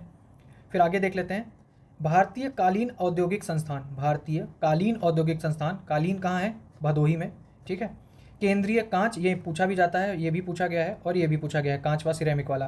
तो केंद्रीय कांच व सिरामिक अनुसंधान व प्रसार केंद्र, ये कहाँ है? खुर्जा, बुलंदशहर में। ठीक है, कांच व सिरामिक अनुसंधान व प्रसार केंद्र। Botanical garden of the Indian Republic, ये कहाँ है? नोएडा में। वीवी गिरी नेशनल लेबर इंस्टीट्यूट, वीवी गिरी नेशनल लेबर इंस्टीट्यूट, ये कहाँ है? नोएडा में। राष्ट्रीय आपदा मोचन बल NDRF है, तो NDRF का हेडक्वार्टर कहाँ है? ये है नोएडा में। National Institute of cancer prevention and research NICPR, national Institute of cancer prevention and research, ये कहाँ है? नोएडा में। CRPF का प्रशिक्षण केंद्र कहाँ है? त्रिसुंडी, अमेठी में है। CRPF का प्रशिक्षण केंद्र कहाँ है? त्रिसुंडी, जगह याद रखना, और अमेठी जिले में है ये। विश्व का, ये इंपॉर्टेंट है, पहला एशियाई किंग गिद्ध संरक्षण केंद्र कहाँ खुलेगा? विश्व का पहला एशियाई किंग गिद्ध संरक्षण केंद्र कहाँ है? महाराजगंज में। ठीक है, प्रदेश का पहला driving and traffic research institute, ये कहाँ है? रायबरेली में। ब्रह्मोस प्रक्षेपास्त्र विनिर्माण केंद्र, ये कहाँ है? लखनऊ में। उत्तर प्रदेश में ब्रह्मोस प्रक्षेपास्त्र विनिर्माण केंद्र कहाँ है? लखनऊ में। नेशनल म्यूजियम इंस्टीट्यूट, देश का पहला, निर्माणाधीन है अभी, नेशनल म्यूजियम इंस्टीट्यूट, ठीक है, ये नोएडा में बनेगा। और देश का दूसरा, देश का पहला, ये क्या है? नेशनल क्यूलेनरी यानी कुकरी इंस्टीट्यूट, ये भी देश का पहला होगा, निर्माणाधीन है, और ये कहाँ बनेगा? नोएडा में। फिर आगे देख लेते हैं, Indo Israel centre of excellence for fruit, ठीक है, इंडो इजराइल, इंडिया और इजराइल का centre of excellence for fruit, फलों के लिए, ये कहाँ है? कौसाम्बी में। ठीक है, robotic process automation RPA lab कहाँ है? गोरखपुर में। देश का पहला टेलीकॉम सेंटर ऑफ एक्सीलेंस, ये कहाँ है? सहारनपुर में। ये इंपॉर्टेंट है, देश का पहला टेलीकॉम सेंटर ऑफ एक्सीलेंस कहाँ है? सहारनपुर में। राष्ट्रीय मध्यम अवधि मौसम पूर्वानुमान केंद्र, ये कहाँ है? नोएडा में। Pandit Deendayal Upadhyay institute of archaeology, ये ग्रेटर नोएडा में है। केंद्रीय उच्च तिब्बती शिक्षा संस्थान, ये इंपॉर्टेंट है, ठीक है, केंद्रीय उच्च तिब्बती शिक्षा संस्थान, ये कहाँ है? सारनाथ, वाराणसी में। भारतीय प्रौद्योगिकी IIT कानपुर और BHU हमें पता ही है, बनारस में। फिर Indian Institute of vegetable research, साग भाजी संस्थान, ये कहाँ है? Indian Institute of vegetable research, ये है वाराणसी में। भारतीय हथकरघा तकनीकी संस्थान, ये कहाँ है? चौका घाट, वाराणसी में, भारतीय हथकरघा तकनीकी संस्थान। Indian Institute of handloom technology, Indian Institute of handloom technology कहाँ है? वाराणसी में। फिर आगे देख लेते हैं, राष्ट्रीय बीज अनुसंधान एवं प्रशिक्षण केंद्र, तो बीज अनुसंधान एवं प्रशिक्षण केंद्र कहाँ है? वाराणसी में। अंतर्राष्ट्रीय चावल अनुसंधान केंद्र, दिसंबर 2018 में स्थापित हुआ है, ये इंपॉर्टेंट है, अंतर्राष्ट्रीय चावल अनुसंधान केंद्र, ये कहाँ है? चांदपुर, वाराणसी में। ठीक है, कारपेट इको लैब, ये देश का प्रथम होगा, कहाँ बनेगा? भदोही में, अभी ये निर्माणाधीन है। ठीक है, कारपेट इको लैब, कारपेट मतलब वहीं कालीन वाला हो जाएगा, तो ये इको लैब बनेगी भदोही। फिर है central water and power research institution, ये कहाँ है? वाराणसी में, और ये अभी प्रस्तावित है। अब आगे हम देख लेते हैं, केंद्र व राज्य स्तरीय कला तथा संगीत संस्थान व संगठन, ये इंपॉर्टेंट है, यहाँ पे सन मिलाने को भी पूछ लेते हैं, ईयर पूछ लेते हैं कि कब बना था। जैसे प्रयाग संगीत सम्मेलन कहाँ है? प्रयागराज में। कब बना था? 1926 में, प्रयाग संगीत सम्मेलन 1926 में। प्रयाग संगीत समिति कब बनी थी? 1926 में, ये भी कहाँ है? प्रयागराज में। उत्तर मध्य क्षेत्र सांस्कृतिक केंद्र कहाँ है? प्रयागराज, और ये कब बना था? 1985-86 में।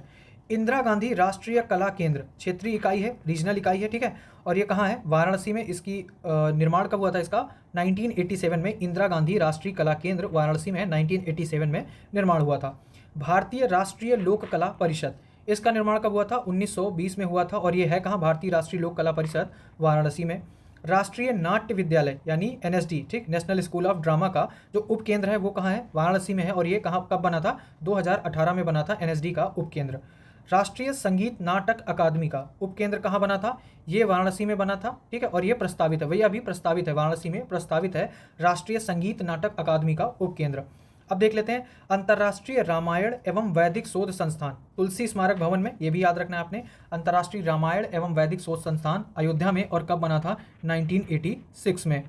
अंतर्राष्ट्रीय रामलीला केंद्र अयोध्या में है, ठीक है। फिर है, देख लेते हैं जनजाति एवं लोक कला संस्कृति संस्थान, जनजाति एवं लोक कला संस्कृति संस्थान, ये कहाँ है? लखनऊ में है। और कब बना था? 1996 में।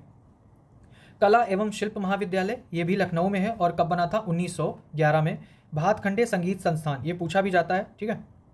भातखंडे संगीत संस्थान अक्टूबर 2000 से ये डीम्ड विश्वविद्यालय का इसको दर्जा मिल गया है, और ये लखनऊ में है। और बना कब था? 1926 में। भातखंडे संगीत संस्थान 1926 में। राज्य ललित कला अकादमी, ये जो है ये काफ़ी इंपॉर्टेंट है, ठीक है, एग्जाम में पूछे गए हैं। उसमें से कुछ तो आरओ में, अभी लीक वाले आरओ में पूछे गए थे। राज्य ललित कला अकादमी ये कब है? ये 1962 में बना था। राज्य ललित कला अकादमी लखनऊ में है, ठीक है, 1962, ये याद रखना है आपने, राज्य ललित कला अकादमी। उत्तर प्रदेश संगीत नाट्य अकादमी कब बनी थी? 1963 में, ठीक है। ललित कला 62 में, संगीत नाट्य 63 में, और ये भी लखनऊ में है। रविंद्रालय नाट्य केंद्र, ये लखनऊ में है। और कब बना था? 1964 में। तो ये एक ही साल के अंतर पर है, थोड़ा सा याद रखना, जैसे ललित कला 62, संगीत नाट्य 63 और रविंद्रालय 64। अब आ जाता है भारतेंदु नाट्य अकादमी, ये भी इंपॉर्टेंट है। ये बना था 1975 में, भारतेंदु नाट्य अकादमी बना था 1975 में। और कहाँ बना है? लखनऊ में। राष्ट्रीय कथक संस्थान, कथक संस्थान लखनऊ में बना था 1988 और 89 में। अब आगे देख लेते हैं उत्तर प्रदेश फिल्म टेलीविजन एवं लिबरल आर्ट्स इंस्टीट्यूट, ये लखनऊ 2016 में बना था, ठीक है, लखनऊ 2016 में। राष्ट्रीय सांस्कृतिक संपदा संरक्षण अनुसंधान शाला, ये कहाँ है? लखनऊ में है, राष्ट्रीय सांस्कृतिक संपदा संरक्षण अनुसंधान शाला, ठीक है। बाकी ये सारी चीज़ें नाट्य संस्थाएं तो नहीं पूछी जाती हैं। अब ये संग्रहालय देख लेते हैं, ठीक है। इसमें है कि 31 अगस्त 2002 को गठित उत्तर प्रदेश संग्रहालय निदेशालय के तहत वर्तमान में 15 संचालित व 4 निर्माणाधीन संग्रहालयों की सूची इस प्रकार है। जैसे अब राजकीय संग्रहालय लखनऊ में जो है, ये 1863 में बना था। राजकीय संग्रहालय लखनऊ 1863 में, ये राज्य का सबसे पुराना संग्रहालय है। फिर राजकीय संग्रहालय मथुरा की बात करें तो 1874 में बना था। कुषाण एवं गुप्त अवशेष हैं यहाँ, और प्रचुर जैन सामग्री है, ठीक है, राजकीय संग्रहालय मथुरा। राजकीय संग्रहालय झांसी की बात करें तो ये 1978, राजकीय संग्रहालय झांसी 1978 में बना था, ठीक है। और बुंदेलखंड क्षेत्र के सांस्कृतिक तत्व हैं इसमें। राजकीय बौद्ध संग्रहालय ये गोरखपुर में है, और ये कहाँ है? ये बना था 1987-88, ये भी याद रखना, ठीक है। राजकीय बौद्ध संग्रहालय ये कहाँ है? गोरखपुर में। बौद्ध जैन व हिंदू धर्म संबंधी 1987 और 88 में बना था। फिर है राजकीय बौद्ध संग्रहालय कुशीनगर में, 1995 में बना था, और ये क्या है? बौद्ध व जैन संबंधी सामग्री यहाँ पर मिलती हैं। राजकीय पुरातत्व संग्रहालय, ठीक है, ये कहाँ है? कन्नौज में। राजकीय पुरातत्व संग्रहालय कन्नौज में 1975 को बना था, प्रतिहार सामग्री के लिए प्रसिद्ध है। अब ये आप पूछ सकते हैं कि प्रतिहार सामग्री के लिए कौन प्रसिद्ध है, कौन सा संग्रहालय? तो राजकीय पुरातत्व संग्रहालय कहाँ है? कन्नौज में। अंतर्राष्ट्रीय राम कथा संग्रहालय एवं आर्ट गैलरी अयोध्या 1988 में बना था, श्री राम संबंधी सामग्री मिलेगी यहाँ। लोक कला संग्रहालय, तो लोक कला संग्रहालय कहाँ है? लखनऊ में, याद रखना है, लोक कला संग्रहालय लखनऊ में है, 1989 में बना था, विलुप्त हो रही लोक कलाओं के संरक्षण हेतु। राजकीय स्वतंत्रता संग्राम संग्रहालय, तो स्वतंत्रता संग्राम संग्रहालय कहाँ बना हुआ है? मेरठ में, 1996 में बना था ये, ठीक है। राजकीय स्वतंत्रता संग्राम संग्रहालय 1996 में बना था, मेरठ में। स्वतंत्रता संग्राम संबंधी दृश्य व सामग्री यहाँ है। राजकीय जैन संग्रहालय ये कहाँ है? मथुरा में, 2003 में बना था, प्रचुर जैन सामग्री यहाँ से मिलेगी। डॉक्टर भीमराव अंबेडकर संग्रहालय व पुस्तकालय, जगह याद रखना आपने, रामपुर। डॉक्टर भीमराव अंबेडकर संग्रहालय व पुस्तकालय रामपुर, 2004 में। लाल बहादुर शास्त्री स्मृति संग्रहालय, ठीक है, लाल बहादुर का जन्म भी वाराणसी में हुआ था, तो याद रखना लाल बहादुर शास्त्री स्मृति संग्रहालय वाराणसी, 2018 में। यहाँ पर शास्त्री जी संबंधी सामग्री मिलेगी। शहीद संग्रहालय ये भी याद रखना है, शहीद संग्रहालय कहाँ है? शाहजहाँपुर में। शहीद संग्रहालय शाहजहाँपुर में कब बना है? 2022 में, ठीक है, अभी ये लेटेस्ट है। बाल संग्रहालय कहाँ है? बाल संग्रहालय है कन्नौज में, ठीक है, बाल संग्रहालय कन्नौज में, निर्माणाधीन है। प्रदेश का पहला साक्षरता संग्रहालय ये कहाँ है? लखनऊ में। प्रदेश का पहला साक्षरता संग्रहालय लखनऊ में प्रस्तावित है। नौसेना शौर्य संग्रहालय ये लखनऊ में, ये भी निर्माणाधीन है। थारू जनजाति एवं संस्कृति संग्रहालय ये इंपॉर्टेंट है, ठीक है, थारू जनजाति एवं संस्कृति संग्रहालय, ये कहाँ है? बलरामपुर, और ये 2023 में अभी निर्माण हुआ है इसका। प्राकृतिक विज्ञान संग्रहालय, ये लखनऊ में बनेगा और ये अभी निर्माणाधीन है। प्राकृतिक विज्ञान संग्रहालय निर्माणाधीन है। अब अन्य प्रमुख जो संग्रहालय हैं, पुस्तकालय हैं, उन्हें देख लेते हैं। जैसे मोतीलाल नेहरू बाल संग्रहालय 1957 में बना था। मोतीलाल नेहरू बाल संग्रहालय कहाँ है? ये लखनऊ में। ठीक है, नेहरू रिलेट जरूर करते हैं इलाहाबाद से, लेकिन मोतीलाल नेहरू बाल संग्रहालय कहाँ है? लखनऊ में। बालकों हेतु ज्ञान विज्ञान व सांस्कृतिक सामग्री हेतु। फिर है भारत कला भवन, इसकी ये सन पूछा जाता है, तो भारत कला भवन 1950 में। ठीक है, कहाँ है ये? BHU वाराणसी में। ये आपने याद रखना, भारत कला भवन वाराणसी में है। चित्रकला का बड़ा संग्रह। सारनाथ संग्रहालय 1904 में बना था, ये कहाँ है? सारनाथ वाराणसी में। लोक कला संग्रहालय 2010 में बना और ये है वाराणसी में। इलाहाबाद संग्रहालय 1931 में बना था, प्रयागराज, वो तो पता ही है। फिर उत्तर प्रदेश राजकीय अभिलेखागार, ठीक है, उत्तर प्रदेश राजकीय अभिलेखागार सेंट्रल रिकॉर्ड ऑफिस 1949 में बना था और ये है कहाँ? अभिलेखागार प्रयागराज में। राज्य पांडुलिपि पुस्तकालय, तो पांडुलिपि कहाँ है? प्रयागराज में। राहुल सांकृत्यायन संस्थान कब बना था? 1957 में। ठीक है, राहुल सांकृत्यायन संस्थान 1957 में बना था और यह है कहाँ? गोरखपुर विश्वविद्यालय में। फिर पटेल लोक सांस्कृतिक संस्थान 1999 में और ये कहाँ है? ग्रेटर नोएडा में। रानी महल संग्रहालय 1970 से 71 के बीच में बना था। रानी महल संग्रहालय ये कहाँ है? झांसी में। ठीक है, मैडम तुसाद इंडिया संग्रहालय, मैडम तुसाद इंडिया संग्रहालय ये कहाँ है? नोएडा सेक्टर 18 में है मैडम तुसाद इंडिया संग्रहालय। परफ्यूम ईत्र पार्क एंड म्यूजियम, ईत्र के लिए फेमस क्या है? कन्नौज, तो यहाँ पर निर्माणाधीन है ये परफ्यूम ईत्र park and museum. Ramayan museum कहाँ बनेगा? अयोध्या धाम में, ये भी निर्माणाधीन है अभी। और छत्रपति शिवाजी म्यूजियम, ये याद रखना है, छत्रपति शिवाजी म्यूजियम निर्माणाधीन है और कहाँ बन रहा है? आगरा में। ठीक है, मुगल कालीन सामग्री हमें यहाँ मिलेगी। छत्रपति शिवाजी म्यूजियम उत्तर प्रदेश में कहाँ है? ये नाम थोड़ा अलग हो जाएगा, तो याद रखना है छत्रपति शिवाजी म्यूजियम आगरा में बनेगा, जहाँ से हमें मुगल कालीन सामग्री मिलेगी। ठीक है, और ये अभी निर्माणाधीन है। अब भाषा व बोली संबंधी संस्थान, ये इंपॉर्टेंट है, पूछे भी जाते हैं, तो अब देख लेते हैं। उत्तर प्रदेश हिंदी संस्थान, उत्तर प्रदेश हिंदी संस्थान कब बना था? 1976 में बना था हिंदी संस्थान और ये इसका है कहाँ? ये लखनऊ में। उत्तर प्रदेश संस्कृत संस्थान ये कब बना था? 1976 में, यानी जो हिंदी और संस्कृत संस्थान बने थे ये बने थे 1976 में ही और दोनों लखनऊ में है। अब उर्दू की बात करें तो उर्दू उत्तर प्रदेश उर्दू अकादमी ये भी लखनऊ में ही है, लेकिन बनी कब थी? 1972 में। मतलब हिंदी और संस्कृत से पहले कौन बनी है? उर्दू अकादमी, ये आपने याद रखना है। ठीक है, फ़खरुद्दीन अली अहमद मेमोरियल कमेटी ये लखनऊ में और कब बना? 1976 में। फिर आगे देख लेते हैं। उत्तर प्रदेश भाषा संस्थान, उत्तर प्रदेश भाषा संस्थान लखनऊ में बना और 1994 में। उत्तर प्रदेश भाषा संस्थान। उत्तर प्रदेश सिंधी अकादमी, सिंधी अकादमी लखनऊ में है 1996 में। ठीक है, सन याद रखना है आपने बस, बाकी अभी तो लखनऊ लखनऊ ही आ रहा है। उत्तर प्रदेश पंजाबी अकादमी 1998 में बनी थी और ये लखनऊ में है। हिंदी साहित्य सम्मेलन, हिंदी साहित्य सम्मेलन प्रयागराज में और कब? 1910। ठीक है, हिंदी साहित्य सम्मेलन ये संगठन 1910 में कहाँ? प्रयागराज में। हिंदुस्तानी अकादमी कहाँ है? ये प्रयागराज में है और 1927 में बनी थी हिंदुस्तानी अकादमी। ठीक है, ये आपने याद रखना है, हिंदुस्तानी अकादमी प्रयागराज 1927। भारतीय भवन पुस्तकालय, भारतीय भवन पुस्तकालय कहाँ है? प्रयागराज में 1889 में, 1889 में भारतीय भवन पुस्तकालय। केंद्रीय हिंदी शिक्षण मंडल ये कहाँ है? आगरा में है, 1961 में बना था। केंद्रीय हिंदी शिक्षण मंडल 1961 में बना था, कहाँ? आगरा में। कन्हैयालाल माणिकलाल मुंशी हिंदी तथा भाषा विज्ञान विद्यापीठ ये कहाँ है? आगरा में है और ये बना था 1953 में। भोजपुरी भवन कहाँ है? वाराणसी में, 2010 में बना था। राज्य हिंदी संस्थान, राज्य हिंदी संस्थान कहाँ है? वाराणसी में। गीता प्रेस गोरखपुर में है, 1923 में बना था। ठीक है, 1923 में गीता प्रेस गोरखपुर। संत कबीरदास अकादमी मगहर संत कबीर नगर में। अब आगे देख लेते हैं जो कृषि विश्वविद्यालय हैं, ठीक है, उनके बारे में देख लेते हैं। इसमें क्या है? 4 राजकीय कृषि विश्वविद्यालय हैं, 1 राजकीय डीम्ड है, 1 केंद्रीय है और 1 निर्माणाधीन है। ये हो गया। अब ये पहला देख लेते हैं, जैसे चंद्रशेखर आज़ाद कृषि एवं प्रौद्योगिकी विश्वविद्यालय। तो चंद्रशेखर आज़ाद कृषि एवं प्रौद्योगिकी विश्वविद्यालय है कहाँ? कानपुर में है। बना कब था? 1975 में। ठीक है, चंद्रशेखर वाला जो कृषि विश्वविद्यालय है 1975 में बना और कानपुर में। आचार्य नरेंद्र देव कृषि एवं प्रौद्योगिकी विश्वविद्यालय कुमारगंज ये कहाँ है? फैजाबाद में और ये कब बना? 1974 में। यानी जो सबसे पुराना कृषि विश्वविद्यालय की बात की जाएगी तो ये कहाँ है? फैजाबाद में। आगे है सरदार पटेल कृषि एवं प्रौद्योगिकी विश्वविद्यालय, ये कहाँ है? मोदीपुरम मेरठ में और ये बनी थी 2000 में। बांदा कृषि एवं प्रौद्योगिकी विश्वविद्यालय बांदा में है और ये 2010 में बनी थी। तो सबसे नई जो है वो बांदा वाली है विश्वविद्यालय, ठीक है, कृषि विश्वविद्यालय। और जो सबसे पुराना है ये नरेंद्र देव वाला है, कहाँ है? फैजाबाद, 1974 में बना था। तो 4 राजकीय कृषि विश्वविद्यालय हैं, चंद्रशेखर आज़ाद वाला कानपुर में, आचार्य नरेंद्र देव वाला फैजाबाद में, सरदार पटेल मोदीपुरम में और बांदा वाला तो बांदा में है ही है। ठीक है, फिर अगला है सैम हिगिनबॉटम कृषि प्रौद्योगिकी एवं विज्ञान विश्वविद्यालय। 27 दिसंबर 2016 से इसे राज्य डीम्ड विश्वविद्यालय का दर्जा मिल गया है और ये कहाँ है? नैनी प्रयागराज में, जो कि 1910 में बना था। ठीक है, रानी लक्ष्मीबाई कृषि विश्वविद्यालय, रानी लक्ष्मीबाई राष्ट्रीय कृषि विश्वविद्यालय, ये केंद्रीय विश्वविद्यालय है।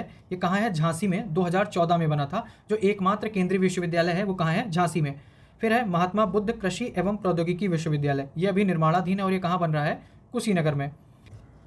उत्तर प्रदेश कृषि अनुसंधान परिषद कहाँ है? लखनऊ में। उत्तर प्रदेश राज्य कृषि प्रबंध संस्थान कहाँ है? ये है रहमान खेड़ा, लखनऊ में। रेशम अनुसंधान एवं विकास केंद्र, रेशम अनुसंधान एवं विकास केंद्र कहाँ है? सुभागपुर गोंडा, सोनभद्र व औरैया, 3 जगह है, सुभागपुर गोंडा, सोनभद्र व औरैया में। टसर रेशम अनुसंधान कहाँ है? सोनभद्र में है। टसर वाला कहाँ है? सोनभद्र में। एरी रेशम वाला कहाँ है? एरी है कानपुर में। ऊतक संवर्धन प्रयोगशाला केले के लिए, ठीक है, तो जो केले के लिए ऊतक संवर्धन प्रयोगशाला है ये है लखनऊ, कहाँ? बायोटेक पार्क में। ठीक है, और जो ऊतक संवर्धन प्रयोगशाला गन्ने के लिए है ये कहाँ है? शाहजहांपुर, कुशीनगर व मुजफ्फरनगर। तो इनमें जो अंतर है याद रखना, जो केले वाली है ऊतक संवर्धन प्रयोगशाला वो लखनऊ में है और जो गन्ने के लिए है वो 3 जगह है, शाहजहांपुर, कुशीनगर व मुजफ्फरनगर। उत्तर प्रदेश राज्य जैविक प्रमाणीकरण संस्थान, ये कहाँ है? लखनऊ में और ये 2014 में बना था। फिर आगे देख लेते हैं राजकीय खाद्य प्रसंस्करण प्रौद्योगिकी संस्थान, पहले इसका नाम क्या था? राजकीय फल संरक्षण एवं डिब्बाबंदी संस्थान, अब क्या है? राजकीय खाद्य प्रसंस्करण प्रौद्योगिकी संस्थान, ये कहाँ है? लखनऊ और ये बना था 1949 में। आलू अनुसंधान केंद्र कहाँ है? बाबूगढ़, हापुड़ में। तो आलू अनुसंधान केंद्र कहाँ है? बाबूगढ़, हापुड़ में। और UP state agro industrial corporation limited, ठीक है, ये बनी थी मार्च 1967 में। UP state agro industrial corporation limited मार्च 1967 में बनी थी। ठीक है, बस इतना याद रखना है। पान अनुसंधान, ठीक है, पान अनुसंधान एवं प्रशिक्षण केंद्र कहाँ है? महोबा में। उत्तर प्रदेश राज्य बीज प्रमाणीकरण संस्थान कहाँ है? लखनऊ में, लखनऊ 1976 में। उत्तर प्रदेश बीज विकास निगम कहाँ है? लखनऊ में, ठीक है, 2002 में बना था। Centre for sugar cane biotechnology, ये कहाँ है? शाहजहांपुर में, centre for sugar cane biotechnology Shahjahanpur में। उत्तर प्रदेश गन्ना शोध परिषद, ये कहाँ है? शाहजहांपुर में, 1976-77 में बना था उत्तर प्रदेश गन्ना शोध परिषद। ठीक है, लाल बहादुर शास्त्री गन्ना किसान विकास संस्थान, ये कहाँ है? लाल बहादुर शास्त्री गन्ना किसान विकास संस्थान, ये कहाँ है? लखनऊ में, 1975 में बना था। अंतर्राष्ट्रीय धान अनुसंधान केंद्र, ये फिलीपींस की शाखा है और ये कहाँ है? वाराणसी में। अंतर्राष्ट्रीय धान अनुसंधान केंद्र फिलीपींस की शाखा है और ये कहाँ है? वाराणसी में। अब राजकीय चिकित्सा विश्वविद्यालय की बात कर लेते हैं। तो 1911 में, ठीक है, स्थापित किंग जॉर्ज मेडिकल कॉलेज, 2002 से किंग जॉर्ज चिकित्सा विश्वविद्यालय, और ये है कहाँ? लखनऊ। तो ये आपने याद रखना है, मेडिकल कॉलेज बेसिकली इसको जानते हैं। तो ये कब बना था? 1911 में बना था। ठीक है कहाँ? लखनऊ में। उत्तर प्रदेश ग्रामीण आयुर्विज्ञान एवं अनुसंधान संस्थान, 2016 से इसका नाम है उत्तर प्रदेश आयुर्विज्ञान विश्वविद्यालय। बना कब था? 2005 में और ये कहाँ है? सैफई, इटावा में। अटल बिहारी वाजपेयी चिकित्सा विश्वविद्यालय, ये कहाँ है? चक गंजरिया, लखनऊ में। अटल बिहारी वाजपेयी चिकित्सा विश्वविद्यालय, ये राजकीय चिकित्सा विश्वविद्यालय की बात हो रही है। फिर अगला है महायोगी गुरु गोरखनाथ, महायोगी गुरु गोरखनाथ आयुष विश्वविद्यालय, ये निर्माणाधीन है अभी और कहाँ बन रहा है? पिपरी, गोरखपुर में। पंडित दीनदयाल उपाध्याय पशु चिकित्सा विज्ञान विश्वविद्यालय एवं गौ अनुसंधान संस्थान, ये कहाँ है? मथुरा में। ठीक है, जो पशु चिकित्सालय है ये कहाँ है? मथुरा में, ये याद रखना आपको। राजकीय व अन्य मेडिकल कॉलेज की बात करें तो राज्य में केंद्रीय मेडिकल कॉलेज कितने हैं? 2 हैं। तो जो केंद्रीय मेडिकल कॉलेज हैं वो 2 हैं, कहाँ हैं? वाराणसी में है और अलीगढ़ में है। लखनऊ में नहीं है, ये आपने याद रखना है। केंद्रीय मेडिकल कॉलेज कहाँ है? वाराणसी और अलीगढ़ में। और मेडिकल कॉलेज के संदर्भ में योगी सरकार की योजना क्या है? 1 जिला 1 मेडिकल कॉलेज। ठीक है, आगे देख लेते हैं। होमी भाभा कैंसर हॉस्पिटल, ये कहाँ है? लहरतारा, वाराणसी में, होमी भाभा कैंसर हॉस्पिटल। मस्तिष्क ज्वर उन्मूलन शोध केंद्र, ये कहाँ है? गोरखपुर में। ऑल इंडिया इंस्टीट्यूट ऑफ यूनानी मेडिसिन, ये देश का पहला है और कहाँ खुल रहा है? इंस्टीट्यूट ऑफ यूनानी मेडिसिन गाजियाबाद में, ये घोषित हो गया है। ठीक है, राज्य सरकार का प्रथम कृत्रिम अंग निर्माणशाला, ये है लिम्ब सेंटर KGMU, वहीं किंग जॉर्ज मेडिकल यूनिवर्सिटी कहाँ? लखनऊ में। राज्य सरकार का प्रथम कृत्रिम अंग निर्माणशाला। और जो द्वितीय कृत्रिम अंग निर्माणशाला ये है डॉक्टर शकुंतला देवी मिश्रा विश्वविद्यालय, लखनऊ में। ठीक है, दोनों जो कृत्रिम अंग निर्माणशाला हैं लखनऊ में है। दोनों की बात हो रही है, अभी बाकी 3 यहाँ पे हैं, तीनों का कोई ज़रूरत है नहीं। ठीक है, फिलहाल एम्स जनवरी 2022 से संचालित हुआ है, कहाँ हो रहा है? गोरखपुर में AIIMS. Medanta Awadh super speciality hospital, ठीक है, ये निजी क्षेत्र का है। Medanta Awadh super speciality hospital Lucknow में है। एम्स रायबरेली में अभी निर्माणाधीन है। ठीक है, ये आपने याद रखना है। राजकीय तकनीकी विश्वविद्यालय की बात करें तो 3 विश्वविद्यालय हैं जो स्टेट वाले हैं तकनीकी, जैसे एपीजे अब्दुल कलाम प्राविधिक विश्वविद्यालय राज्य का पहला, लखनऊ में है, 2000 में बना था। ठीक है, एपीजे वाला। अगला है मदन मोहन मालवीय प्राविधिक विश्वविद्यालय राज्य का दूसरा, ये कहाँ है, गोरखपुर में, और ये बना था 2013 में। हरकोट बटलर टेक्नोलॉजिकल विश्वविद्यालय राज्य का तीसरा, और ये कहाँ है, कानपुर में। तो एपीजे अब्दुल कलाम वाला लखनऊ में जो कि सबसे पहला है, फिर है मदन मोहन मालवीय वाला, ये गोरखपुर में, और हरकोट बटलर वाला कहाँ है, कानपुर में। जो अन्य प्रमुख राजकीय व केंद्रीय तकनीकी संस्थान है उन्हें अब देख लेते हैं।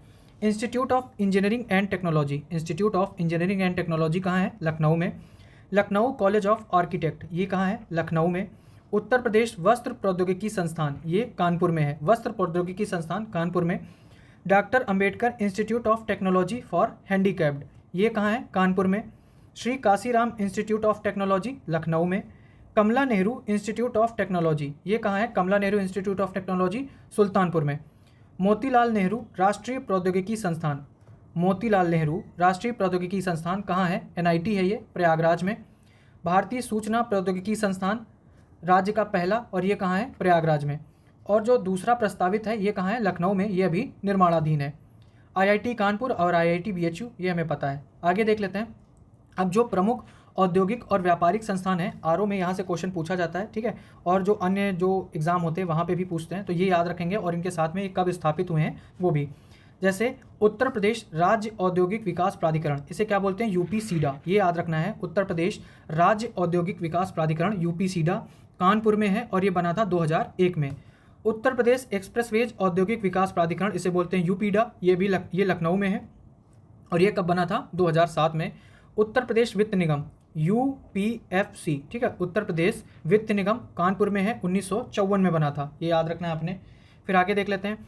प्रादेशिक औद्योगिक व पूंजी निवेश निगम पिकअप, आपने सुना होगा, ठीक है, पिकअप, ये कहाँ है, लखनऊ में, 1972 में बना था पिकअप। उत्तर प्रदेश औद्योगिक सहकारी संघ यूपी का, ठीक है, यूपी का कानपुर में है, और कब बना था, 1952 में। तो फिलहाल ऊपर के 4-5 देख लेते हैं। यूपी सीडा कानपुर में 2001 में बना था। यूपीडा लखनऊ में है, 2007 में बना था। यूपीएफसी कानपुर में है, 1954 में बना था। पिकअप लखनऊ 1972 में बना था। यूपी का कानपुर 1952 में बना था।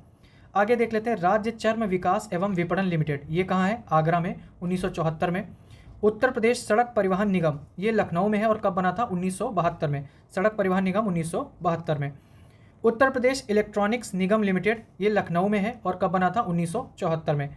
अब बाकी सन खत्म हो जाता है। आगे देख लेते हैं। उत्तर प्रदेश निर्यात संवर्धन परिषद, निर्यात संवर्धन परिषद कहाँ है, लखनऊ में।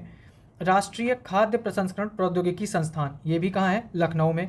फिर आगे देख लेते हैं। सुगंध एवं सुरस विकास केंद्र, तो सुगंध हमें मिलती है कन्नौज से।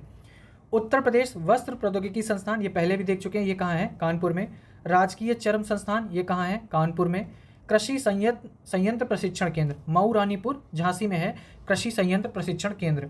राजकीय चीनी मिट्टी पात्र विकास केंद्र कहाँ है, चुनार मिर्जापुर व खुर्जा बुलंदशहर में। ये 2 जगह है, याद रखना है। राजकीय चीनी मिट्टी पात्र विकास केंद्र, एक तो चुनार मिर्जापुर में, दूसरा खुर्जा बुलंदशहर में। कांच उद्योग विकास केंद्र, ठीक है, तो कांच उद्योग विकास केंद्र कहाँ है, फिरोजाबाद में। ठीक है, आगे देख लेते हैं। उत्तर प्रदेश माटी कला बोर्ड, उत्तर प्रदेश माटी कला बोर्ड ग्रामोद्योग विभाग कहाँ है, लखनऊ, और ये जुलाई 2018 में स्थापित हुआ। उत्तर प्रदेश उद्यमिता विकास संस्थान, ये लखनऊ में है, 1986 में बना था। निर्यात निगम कहाँ है, लखनऊ में, ठीक है, उत्तर प्रदेश निर्यात निगम लखनऊ में। ट्रेड फैसिलिटी सेंटर टीएफसी कहाँ है, ट्रेड फैसिलिटी सेंटर है बड़ा लालपुर वाराणसी में। तो फिलहाल इसमें इतने हैं। आगे देख लेते हैं। अब राज्य स्तरीय जो अन्य प्रमुख संस्थान और संगठन है, ठीक है, जैसे उत्तर प्रदेश लोक सेवा आयोग यानी यूपीपीसीएस, जिसकी आप तैयारी कर रहे हैं, तो ये कहाँ है, प्रयागराज में, ठीक है, और कब बना था, 1937 में। तो उत्तर प्रदेश लोक सेवा आयोग प्रयागराज में और 1937 में बना था। उत्तर प्रदेश उच्चतर शिक्षा सेवा आयोग, उच्चतर शिक्षा सेवा आयोग कहाँ है, प्रयागराज में, और कब बना था, 1980 में। माध्यमिक शिक्षा सेवा चयन बोर्ड, ये कहाँ है, प्रयागराज में, और कब बना था, 1982 में। यूपीएसएसएससी, ठीक है, यूपीएसएससी ये कब बना था, 2014 में, और कहाँ है ये, लखनऊ में। आगे देख लेते हैं। Uttar Pradesh academy of sciences उपास, इसको बोलते हैं उपास, ये कहाँ है, लखनऊ में, 1983 में। उत्तर प्रदेश प्रशासन एवं प्रबंधन अकादमी उपाम, ठीक है, उपाम कहाँ है, इसको बोलते हैं उपाम, ये है अलीगंज लखनऊ, और कब बना था, 2003 में, ठीक है, ये आपने याद रखना है। फिर अगला है डॉक्टर अंबेडकर उत्तर प्रदेश पुलिस अकादमी, ये है मुरादाबाद में। ठीक है। न्यायिक प्रशिक्षण एवं अनुसंधान संस्थान, ये कहाँ है? गोमती नगर, लखनऊ में। फिर आगे देख लेते हैं राज्य आपदा प्रबंधन प्राधिकरण। राज्य आपदा प्रबंधन प्राधिकरण कहाँ है? लखनऊ, और स्थापना कब हुई थी? 2005 में। साइंटिफिक कन्वेंशन सेंटर, ठीक है, साइंटिफिक कन्वेंशन सेंटर कहाँ है? लखनऊ में है। चौधरी चरण सिंह बाढ़ शोध केंद्र, ये है मेरठ, और ये अभी निर्माणाधीन है। राजा टोडरमल सर्वे एवं भूलेख प्रशिक्षण संस्थान, ये है हरदोई में। वन अनुसंधान संस्थान, ठीक है, ये याद रखना है, वन अनुसंधान संस्थान कहाँ है? कानपुर में। फिर आगे देख लेते हैं क्षेत्रीय ग्राम विकास संस्थान, क्षेत्रीय ग्राम्य विकास संस्थान गोरखपुर और झांसी में है। राजकीय मुद्रणालय, राजकीय मुद्रणालय कहाँ है? प्रयागराज में, ये पहला बना था, ठीक है। दूसरा लखनऊ में, फिर रामपुर व वाराणसी में। 4 जगह है राजकीय मुद्रणालय, एक तो प्रयागराज में जो सबसे पहला वाला है, फिर लखनऊ, रामपुर व वाराणसी। अब प्रमुख जो क्रीड़ा और खेल संस्थान है उन्हें देख लेते हैं। जैसे स्पोर्ट्स कॉम्प्लेक्स की बात करें तो जो इंपॉर्टेंट है कुछ, जैसे अमिताभ बच्चन स्पोर्ट्स कॉम्प्लेक्स, ये कहाँ है? मेयो हॉल, प्रयागराज में, अमिताभ बच्चन स्पोर्ट्स कॉम्प्लेक्स। दूसरा doctor Bhimrao Ambedkar sports complex कहाँ है? अमेठी में, ठीक है। आगे देख लेते हैं। अब ये याद रखिएगा, प्रदेश में कुल 3 स्पोर्ट्स कॉलेज हैं। कितने हैं? 3 स्पोर्ट्स कॉलेज हैं। जैसे नंबर 1 पर क्या है? गुरु गोविंद सिंह पुरुष व महिला स्पोर्ट्स कॉलेज, ये पहला कॉलेज है, ठीक है, पहला स्पोर्ट्स कॉलेज है, और कहाँ है? लखनऊ में, गुरु गोविंद सिंह पुरुष व महिला स्पोर्ट्स कॉलेज। वीर बहादुर सिंह पुरुष व महिला स्पोर्ट्स कॉलेज 1988, तो वीर बहादुर कहाँ है? गोरखपुर में, ठीक है, 1988 में बना था। मेजर ध्यानचंद पुरुष स्पोर्ट कॉलेज 2014-15 में बना था, ये कहाँ है? सैफाई इटावा में, ठीक है, 2014-15 में सैफाई इटावा में बना था। बाकी अभी प्रस्तावित व निर्माणाधीन है, कहाँ? एक तो बलिया में, फतेहपुर में और सहारनपुर में। इन 3 जगहों पे एक एक स्पोर्ट्स कॉलेज बनेगा जो प्रस्तावित है और अभी निर्माणाधीन है। प्रदेश का पहला अंतर्राष्ट्रीय cricket stadium green park stadium कहाँ है? कानपुर में। प्रदेश का दूसरा अंतर्राष्ट्रीय cricket stadium Bharat Ratna Shri Atal Bihari Vajpayee Ekana cricket stadium 2018 में बना था, और ये कहाँ है? गोमती विस्तार, लखनऊ में। जो तीसरा अंतर्राष्ट्रीय क्रिकेट स्टेडियम बन रहा है, निर्माणाधीन है, और ये कहाँ है? गाजियाबाद में बन रहा है। चौथा अंतर्राष्ट्रीय क्रिकेट स्टेडियम कहाँ है? वाराणसी में, ठीक है, वो अभी बन रहा है, अभी उसका जल्दी में उद्घाटन हुआ था, वाराणसी निर्माणाधीन है। मेजर ध्यानचंद्र खेल विश्वविद्यालय निर्माणाधीन है, ये कहाँ है? मेरठ में, मेजर ध्यानचंद्र खेल विश्वविद्यालय। तो 2 चीज़ें आपको याद रखनी है, एक तो जैसे जो स्पोर्ट कॉलेज है, ठीक है, मेजर ध्यानचंद्र पुरुष स्पोर्ट कॉलेज वो कहाँ है? इटावा में, और जो मेजर ध्यानचंद्र खेल विश्वविद्यालय है वो कहाँ बनेगा? मेरठ में। खेलगांव प्रयागराज व आगरा में। नेशनल स्पोर्ट्स एकेडमी, ठीक है, नेशनल स्पोर्ट्स एकेडमी कहाँ है? खेलगांव, प्रयागराज में। Buddha international circuit, Buddha international circuit देश का एकमात्र फार्मूला 1 रेस स्थल है, ये याद रखिएगा, देश का एकमात्र फार्मूला 1 रेस स्थल है, और ये कहाँ है? ग्रेटर नोएडा में। राज्य विद्यालय क्रीड़ा संस्थान, ये कहाँ है? अयोध्या में, राज्य विद्यालय क्रीड़ा संस्थान अयोध्या में, ठीक है। तो कुल मिला के इतने इंपॉर्टेंट थे। अब जो विशेष स्थल है पार्क, सिटी व केंद्र, जैसे लोहिया पार्क, तो लोहिया पार्क कहाँ है? लखनऊ में है। श्री काशीराम यादगार विश्राम स्थल, ये कहाँ है? लखनऊ में है। Shri Kashiram green eco park आपने देखा भी होगा कुछ लोगों ने, तो ये है लखनऊ में, ठीक है, इको पार्क कहाँ है? लखनऊ में। भीमराव बहुजन नायक पार्क, ये कहाँ है? लखनऊ में। अम्बेडकर समतामूलक चौक, ये है लखनऊ में, इसको समतामूलक चौराहा, समता चौराहा कहते हैं, समतामूलक चौराहा, या जो भी आप जानते हो, तो समतामूलक चौक ये लखनऊ में, ठीक है। जयप्रकाश नारायण अंतर्राष्ट्रीय सम्मेलन केंद्र, ये कहाँ है? गोमती नगर, लखनऊ में। इंदिरा गांधी प्रतिष्ठान कहाँ है? गोमती नगर, लखनऊ में। लोक भवन, जो नया मुख्यमंत्री कार्यालय अक्टूबर 2016 से बना है, ये कहाँ है? लखनऊ में। मैग्नेट सिटी एवं एरो सिटी, ठीक है, मैग्नेट सिटी एवं एरो सिटी, ये याद रखना है, ये कहते हैं लखनऊ को, ठीक है, यहाँ पर है, मतलब मैग्नेट सिटी एवं एरो सिटी। AI यानी आर्टिफिशियल इंटेलिजेंस सिटी किसको कहते हैं? लखनऊ को, ठीक है, AI सिटी लखनऊ। शान-ए-अवध संकुल, शान-ए-अवध संकुल जो है लखनऊ को। मॉडल सोलर सिटी, ये याद रखिएगा, मॉडल सोलर सिटी 2 हैं, एक तो अयोध्या, दूसरी वाराणसी, ठीक है, model solar city. Buddha theme park, Buddh Vihar शांति व स्मृति उपवन, ये पहले देख लेते हैं। तो बुद्ध विहार शांति व स्मृति उपवन बिजनौर रोड, लखनऊ पर। बुद्धा थीम पार्क, ये कहाँ है? सारनाथ, वाराणसी में, ठीक है, Buddha theme park. Defence park कहाँ है? डिफेंस पार्क कहाँ है? आगरा, झांसी, लखनऊ एवं कानपुर, 4 जगह है डिफेंस पार्क, ठीक है, आगरा, झांसी, लखनऊ एवं कानपुर। अब देख लेते हैं रक्षा औद्योगिक गलियारा नोड्स, तो ये कहाँ कहाँ है? अलीगढ़, 6 जगह है, अलीगढ़, आगरा, झांसी, चित्रकूट, कानपुर तथा लखनऊ, तो ये दोनों आपने याद रखने हैं, ठीक है। डिफेंस पार्क 4 जगह हैं, आगरा, झांसी, लखनऊ, कानपुर, और जो रक्षा औद्योगिक गलियारा नोड्स हैं वो 6 जगह हैं, अलीगढ़, आगरा, झांसी, चित्रकूट, कानपुर तथा लखनऊ। राष्ट्रीय दलित प्रेरणा स्थल, ये कहाँ है? नोएडा, गौतम बुद्ध नगर में। जनेश्वर मिश्रा पार्क, ये एशिया का सबसे बड़ा पार्क है, और ये कहाँ है? गोमती नगर, लखनऊ में। प्रदेश की पहली मॉडल सिटी, ठीक है, प्रदेश की पहली मॉडल सिटी कहाँ है? नई काशी, वाराणसी में, प्रदेश की पहली मॉडल सिटी, और ये भी प्रस्तावित है। फिर है क्वीन हो मेमोरियल पार्क। क्वीन हो मेमोरियल पार्क कहाँ है? अयोध्या धाम में, और यह भी निर्माणाधीन है। धर्म चक्र प्रवर्तन मुद्रा में विश्व की सबसे ऊंची बुद्ध की प्रतिमा। धर्म चक्र प्रवर्तन मुद्रा में विश्व की सबसे ऊंची बुद्ध प्रतिमा कहाँ है? सारनाथ में, और जिसकी ऊंचाई कितनी है? 70 फीट। इस्कान द्वारा विश्व का सबसे ऊंचा जो 70 मंजिल मंदिर, इसका नाम क्या होगा? चंद्रोदय मंदिर। कहाँ बनाया जा रहा है? वृंदावन में, ठीक है। वैदिक साइंस सेंटर कहाँ है? BHU वाराणसी में, अभी निर्माणाधीन है वैदिक साइंस सेंटर। गीता शोध संस्थान ये मथुरा में है, जो गीता शोध संस्थान है ये मथुरा में है, ठीक है, ये याद रखना है आपने। फिर रीजनल साइंस सिटी, देश की तीसरी रीजनल साइंस सिटी कहाँ है? लखनऊ में। राज्य का पहला साइंस पार्क ये कहाँ है? गाजियाबाद में। राज्य का दूसरा साइंस पार्क गोरखपुर में, जो अभी निर्माणाधीन है। India expo mart and centre, India expo mart and centre कहाँ है? ग्रेटर नोएडा में, ठीक है। एग्रो प्रोसेसिंग जोन यानी कृषि पार्क, ये 4 जगह हैं। कहाँ कहाँ? एक तो लखनऊ में है, वाराणसी में है, हापुड़ में है और सहारनपुर में है, ठीक है। जो कृषि पार्क हैं वो 4 जगह हैं, लखनऊ, वाराणसी, हापुड़ व सहारनपुर। अब एग्रो पार्क की बात करें, ठीक, तो ये लखनऊ में है, बाराबंकी के निकट, और वाराणसी में। कृषि पार्क के हिसाब से अगर देखेंगे तो लखनऊ, वाराणसी, हापुड़, सहारनपुर, और एग्रो पार्क, ठीक, तो ये लखनऊ, वाराणसी। आगे है केंद्र द्वारा मेगा फूड पार्क, ये कहाँ है? बहेड़ी बरेली प्रस्तावित है, ठीक है, ये इंपॉर्टेंट है। कहाँ है केंद्र द्वारा mega food park? Baheri Bareilly में। Bulk drug park, pharma park बोलते हैं इसको, ये कहाँ है? ललितपुर में, और ये प्रस्तावित है अभी, ठीक है। बल्क ड्रग पार्क यानी फार्मा पार्क। नॉलेज पार्क कहाँ है? 50 से अधिक शिक्षण संस्थान होंगे ग्रेटर नोएडा में, नॉलेज पार्क बोलेंगे। Leather technology park, leather technology park कहाँ है? कानपुर के निकट बंथरा, उन्नाव में, ठीक है, leather technology park. Leather park कहाँ है? आगरा में। लेदर टेक्नोलॉजी पार्क कानपुर में, और लेदर पार्क आगरा में, निर्माणाधीन है। निर्यात संवर्धन औद्योगिक पार्क, तो निर्यात संवर्धन औद्योगिक पार्क कहाँ है? ग्रेटर नोएडा व आगरा में, ठीक है, ये आपको याद रखना है। अपैरल पार्क, अपैरल पार्क कहाँ है? ट्रोनिका सिटी गाजियाबाद में, अब ये भी याद रखना है, ट्रोनिका सिटी गाजियाबाद, और यहीं पर अपैरल पार्क है, ठीक है। टेक्सटाइल पार्क कहाँ है? टेक्सटाइल पार्क है वाराणसी में। टेक्सटाइल पार्क कहाँ है? वाराणसी में। इंटरनेशनल परफ्यूम पार्क ये कन्नौज में है। Aero space park, aero space park कहाँ है? लखनऊ में, मेरठ, आगरा, कानपुर एवं गौतम बुद्ध नगर, ठीक है। प्लास्टिक सिटी किसको बोलते हैं? दिबियापुर, औरैया व कानपुर को, और ये प्रस्तावित है, कानपुर वाली तो प्रस्तावित है, बाकी प्लास्टिक सिटी या पार्क दिबियापुर, औरैया को। Night safari park greater Noida एवं कुकरेल, ठीक है, लखनऊ में। Night safari park greater Noida एवं कुकरेल, और वाइट सफारी पार्क कहाँ है? प्रयागराज में, तो ये आपने याद रखना है। एक्वा पार्क गोरखपुर में, निर्माणाधीन है एक्वा पार्क। रामायण पार्क कहाँ है? लखनऊ में, ठीक है, अयोध्या मत लगा दीजिएगा, रामायण पार्क बन रहा है लखनऊ में, और ये प्रस्तावित है। राज्य का प्रथम data centre park YEIDA centre 28, ठीक है, यीडा सेक्टर 28 दिया है। इलेक्ट्रॉनिक सिटी ग्रेटर नोएडा विकासाधीन है अभी।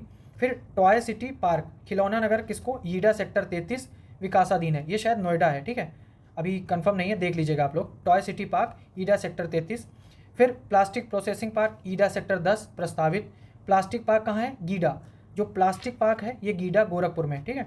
वेब सिटी की बात करें तो ये गाजियाबाद में। वेब सिटी कहाँ है? गाजियाबाद में, तो ये आपने याद रखना है।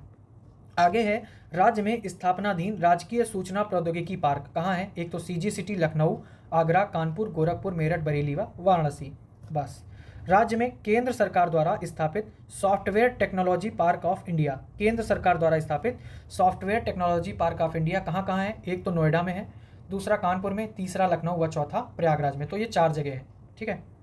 आगे देख लेते हैं राज्य का प्रथम जैव प्रौद्योगिकी पार्क, ये इंपॉर्टेंट है। राज्य का प्रथम जैव प्रौद्योगिकी पार्क कहाँ है? बख्शी तालाब, लखनऊ में। राज्य का दूसरा जैव प्रौद्योगिकी पार्क ग्रेटर नोएडा में अभी निर्माणाधीन है। वर्तमान में प्रदेश में कुल शिल्प सेवा केंद्र कितने हैं? तो 5 हैं। शिल्प सेवा केंद्र कितने हैं? 5। कहाँ कहाँ? वाराणसी, लखनऊ, सहारनपुर, बरेली व आगरा में। 6वां शिल्प सेवा केंद्र कहाँ प्रस्तावित है? ये प्रयागराज में बनेगा। फिर आगे देख लेते हैं ताज शिल्प ग्राम व शिल्प हाट, ये कहाँ है? आगरा में। फिर उत्तर प्रदेश का सबसे बड़ा शॉपिंग मार्केट ये कहाँ है? लुलु मॉल, लखनऊ में। उत्तर प्रदेश का सबसे बड़ा शॉपिंग मार्केट कहाँ है? लुलु मॉल, लखनऊ में। केंद्र व राज्य के सहयोग से विकासाधीन स्मार्ट सिटी, अब ये कोई आपको ये याद रखना, जो स्मार्ट सिटी कॉन्सेप्ट है उसमें उत्तर प्रदेश के कितने हैं? तो 10 शहर हैं, ठीक है। स्मार्ट सिटी में 10 हैं। कौन कौन से? लखनऊ, कानपुर, प्रयागराज, मुरादाबाद, वाराणसी, आगरा, सहारनपुर, बरेली, झांसी व अलीगढ़। ये 10 नाम आपने याद रखने हैं, ठीक है। 10 शहर हैं इसमें स्मार्ट सिटी में, लखनऊ, कानपुर, प्रयागराज, मुरादाबाद, वाराणसी, आगरा, सहारनपुर, बरेली, झांसी व अलीगढ़। राज्य द्वारा अपने संसाधनों से विकासाधीन स्मार्ट सिटी, ये तो केंद्र व राज्य के सहयोग से बन रहे हैं। अब जो राज्य अपने सहयोग से बना रहा है वो कितनी है? 7, ठीक है। उसमें कौन कौन है देख लेते हैं। गोरखपुर, शाहजहांपुर, गाजियाबाद, मेरठ, फिरोजाबाद, अयोध्या व मथुरा वृंदावन। तो जो केंद्र व राज्य के सहयोग से बन रही है वो राज्य वाले में नहीं है, ठीक है। इसमें कितनी है? 7। ये आपने याद रखना। मसाला पार्क कहाँ है? रायबरेली में। मसाला पार्क कहाँ है? रायबरेली में। मल्टीपल लॉयन एवं अन्य सफारी पार्क कहाँ है? इटावा में। प्रदेश में रीजनल फिल्म सिटी कहाँ है? गोरखपुर में, और ये भी निर्माणाधीन है। केंद्र द्वारा सैटेलाइट टाउन के रूप में चयनित पिलखुआ हापुड़, ठीक है। सैटेलाइट टाउन, ये आपको याद रखना है, सैटेलाइट टाउन के रूप में चयनित हुआ है पिलखुआ, कहाँ है? हापुड़ में। राज्य का प्रथम हाईटेक टाउन निजी क्षेत्र द्वारा विकसित हुआ है, ये इंपॉर्टेंट है। राज्य का प्रथम hi-tech town Sushant golf city Lucknow में है। एशिया का प्रथम डीएनए बैंक, ये कहाँ है? लखनऊ बायोटेक पार्क में। तो बायोटेक पार्क कहाँ है? लखनऊ में। तो एशिया का प्रथम डीएनए बैंक जो है ये लखनऊ में है। वन्य जीवों का डीएनए बैंक कहाँ है? भारतीय पशु चिकित्सा अनुसंधान संस्थान बरेली में, इज्जतनगर, ठीक है। भारतीय पशु चिकित्सा अनुसंधान संस्थान इज्जतनगर बरेली में है वन्य जीवों का DNA bank. Uttar Pradesh state institute of forensic science, ये कहाँ है? लखनऊ में, अभी निर्माणाधीन है। 150 करोड़ वर्ष पूर्व के जीवाश्मों वाला पार्क, ये इंपॉर्टेंट है, ठीक है। ये 150 करोड़ वर्ष के पूर्व के जीवाश्मों वाला पार्क, ये कहाँ है? Fossils park. तो ये फॉसिल्स पार्क है कहाँ? सलखन सोनभद्र में फॉसिल पार्क। देश का पहला राजनीतिक प्रशिक्षण केंद्र निर्वाचित प्रतिनिधियों के प्रशिक्षण है, तो ये कहाँ है? गाजियाबाद में। हज हाउस जो है ये 3 जगह है। कहाँ? 3 जगह है। कहाँ कहाँ? लखनऊ में, गाजियाबाद में और वाराणसी में हज हाउस। अब कैलाश मानसरोवर भवन, ये कैलाश मानसरोवर यात्रियों के लिए, ये कहाँ है? गाजियाबाद में। भारत व जापान द्वारा संयुक्त रूप से स्थापित रुद्राक्ष सम्मेलन केंद्र, ठीक है, ये इंपॉर्टेंट है। ये किसके द्वारा? भारत व जापान द्वारा रुद्राक्ष सम्मेलन केंद्र, और ये कहाँ है? वाराणसी में। जुलाई 2021 में इसकी स्थापना हुई है, ठीक है। ये आपने याद रखना है। अब आगे हम देखेंगे जो पिछले कुछ सालों में ये संस्थान वगैरह से जो क्वेश्चन पूछे गए हैं उन्हें देख लेते हैं। जैसे उत्तर प्रदेश का सबसे पुराना संग्रहालय कौन सा है? ये है राजकीय संग्रहालय लखनऊ का। वीवी गिरी राष्ट्रीय श्रम संस्थान कहाँ स्थित है? नोएडा में। राज्य में राजकीय बौद्ध संग्रहालय कितने हैं? तो 3 है, ठीक है, ये आपने याद रखना है। मोतीलाल नेहरू बाल संग्रहालय कहाँ स्थित है? लखनऊ में है। दीनदयाल हस्तकला संकुल व्यापार सुविधा केंद्र कहाँ स्थित है? वाराणसी में। उत्तर प्रदेश कृषि अनुसंधान परिषद कहाँ स्थित है? लखनऊ में। केंद्रीय औषधि एवं सुगंधित पौध अनुसंधान संस्थान, ये कहाँ है? लखनऊ में, ठीक है। आलू अनुसंधान केंद्र स्थित कहाँ है? ये है मेरठ में। आलू अनुसंधान केंद्र कहाँ है? मेरठ में। भारतीय चमड़ा रंगाई व जूता संस्थान, ये है कानपुर में। भारतीय दलहन शोध संस्थान कहाँ है? कानपुर में। केंद्रीय उपोष्ण संस्थान कहाँ है? लखनऊ में, ठीक है। केंद्रीय उपोष्ण संस्थान कहाँ है? लखनऊ में। आगे देख लेते हैं, केंद्रीय बकरी अनुसंधान संस्थान कहाँ है? मथुरा में। केंद्रीय बकरी वाला मथुरा में है। उत्तर प्रदेश का प्रथम सॉफ्टवेयर टेक्नोलॉजी पार्क, ये कहाँ है? गौतम बुद्ध नगर, ठीक है। प्रथम सॉफ्टवेयर टेक्नोलॉजी पार्क। एक नॉलेज पार्क की स्थापना की गई है, ये कहाँ है? ग्रेटर नोएडा। तो ग्रेटर नोएडा में है नॉलेज पार्क। अगला है निम्न में से कौन सही सुमेलित नहीं है? जैसे तो एग्रो पार्क लखनऊ में, ठीक है।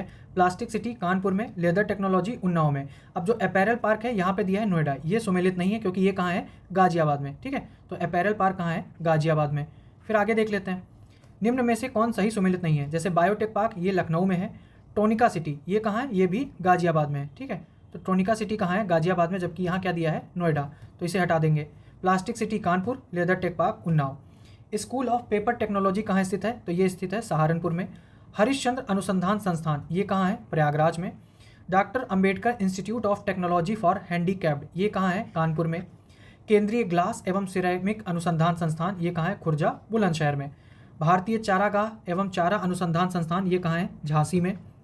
उत्तर प्रदेश गन्ना अनुसंधान काउंसिल कहाँ है? उत्तर प्रदेश गन्ना अनुसंधान काउंसिल, ये है शाहजहाँपुर में। वनस्पति शोध संस्थान कहाँ है? लखनऊ में। सेंट्रल मैंगो रिसर्च इंस्टीट्यूट, ये कहाँ है? लखनऊ में, ठीक है। जो सेंट्रल मैंगो रिसर्च इंस्टीट्यूट है ये लखनऊ में है। उत्तर प्रदेश कृषि अनुसंधान परिषद कहाँ है? लखनऊ में। भारतीय शाकभाजी अनुसंधान संस्थान कहाँ है? वाराणसी में। भारतीय पशु चिकित्सा अनुसंधान संस्थान इज्जतनगर बरेली में। गुरु गोविंद सिंह स्पोर्ट्स कॉलेज कहाँ है? लखनऊ में, ठीक है। आगे देख लेते हैं, इसमें मैचिंग का है, तो देख लेते हैं वीवी गिरी नेशनल लेबर इंस्टीट्यूट। तो लेबर इंस्टीट्यूट कहाँ है? नोएडा में, ठीक है। तो लेबर इंस्टीट्यूट यहाँ पर मैच आप कर लीजिएगा, लेबर इंस्टीट्यूट है नोएडा में। लेबर इंस्टीट्यूट है नोएडा में। सेंट्रल ड्रग रिसर्च इंस्टीट्यूट कहाँ है? लखनऊ में। नेशनल जालमा इंस्टीट्यूट फॉर लेप्रेसी, तो ये लेप्रेसी वाला कहाँ है? ये है आगरा में, ठीक है। लेप्रेसी वाला कहाँ है? आगरा में। और central institute for research on cattle, ये है मेरठ में, ठीक है। कहाँ है? मेरठ में, ठीक। अगला भी मैचिंग वाला है, तो इसमें है इंडियन इंस्टीट्यूट ऑफ हैंडलूम, ये कहाँ है? ये वाराणसी में है, ठीक है। इंडियन इंस्टीट्यूट ऑफ हैंडलूम, ये कहाँ है? वाराणसी में। भातखंडे संगीत संस्थान कहाँ है? भातखंडे संगीत संस्थान है लखनऊ में। निराला आर्ट गैलरी, तो निराला आर्ट गैलरी कहाँ है? ये है प्रयागराज में। Rajiv Gandhi institute of technology, ये कहाँ है? ये है आपका रायबरेली में। ठीक है, तो ये हो गया। आगे देख लेते हैं National Institute of social study, ये कहाँ है? लखनऊ में। National Institute of social study कहाँ है? लखनऊ में। निम्न में से कौन उत्तर प्रदेश सरकार की आगामी निवेश परियोजना नहीं है? तो ये डिफेंस पार्क शाहजहाँपुर, ये आगामी परियोजना नहीं है। वीमेन पावर लाइन 1090 योजना कब शुरू की गई है? ये 15/11/2012 को शुरू की गई है वीमेन पावर लाइन 1090 योजना। ठीक है, 15/11/2012 को। सारनाथ से प्राप्त अशोक स्तंभ से भारत सरकार द्वारा अंगीकृत प्रतीक चिन्ह निम्न में से किस संग्रहालय में है? तो ये वाराणसी में है। बायोटेक्नोलॉजी पार्क कहाँ स्थापित है? ये स्थापित है लखनऊ में। ठीक है, तो ये आपने याद रखना है। तो कुल मिला के हमने पहला जो भाग है वो कवर कर लिया है, आगे और सारे भाग कवर कर लिए जाएंगे।